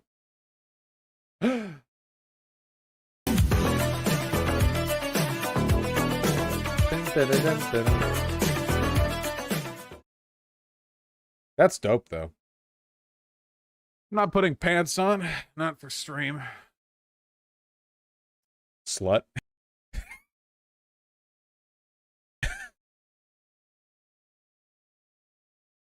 Egypt is Wingaka. Listen, ancient Egypt was ages ago. We can do whatever we want now. That's base, though. Hot take here. Does anyone else want to fuck the hot Egyptian cat goddess from the porn? Hot take. All right. No longer. Horselang, thank you for the $5. Really appreciate that. I'm glad you liked my art rambling. We'll get more of it soon. For sure, for sure, for sure. All right. Guys, fucking wish me luck. There are some, like, DMs and emails that I really need to get to today. Like, really, really need to get to, because it's, like, weeks overdue, and I'm being a very bad boy. by taking as long as I have. I'm going to raid the Surfs TV because I don't think we have in a while.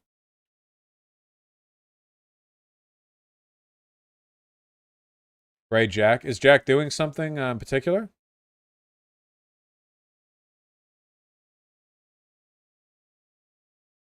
No, Riverboat Jack's playing games. No hate, but gotta keep it on theme. Alright, be well, people.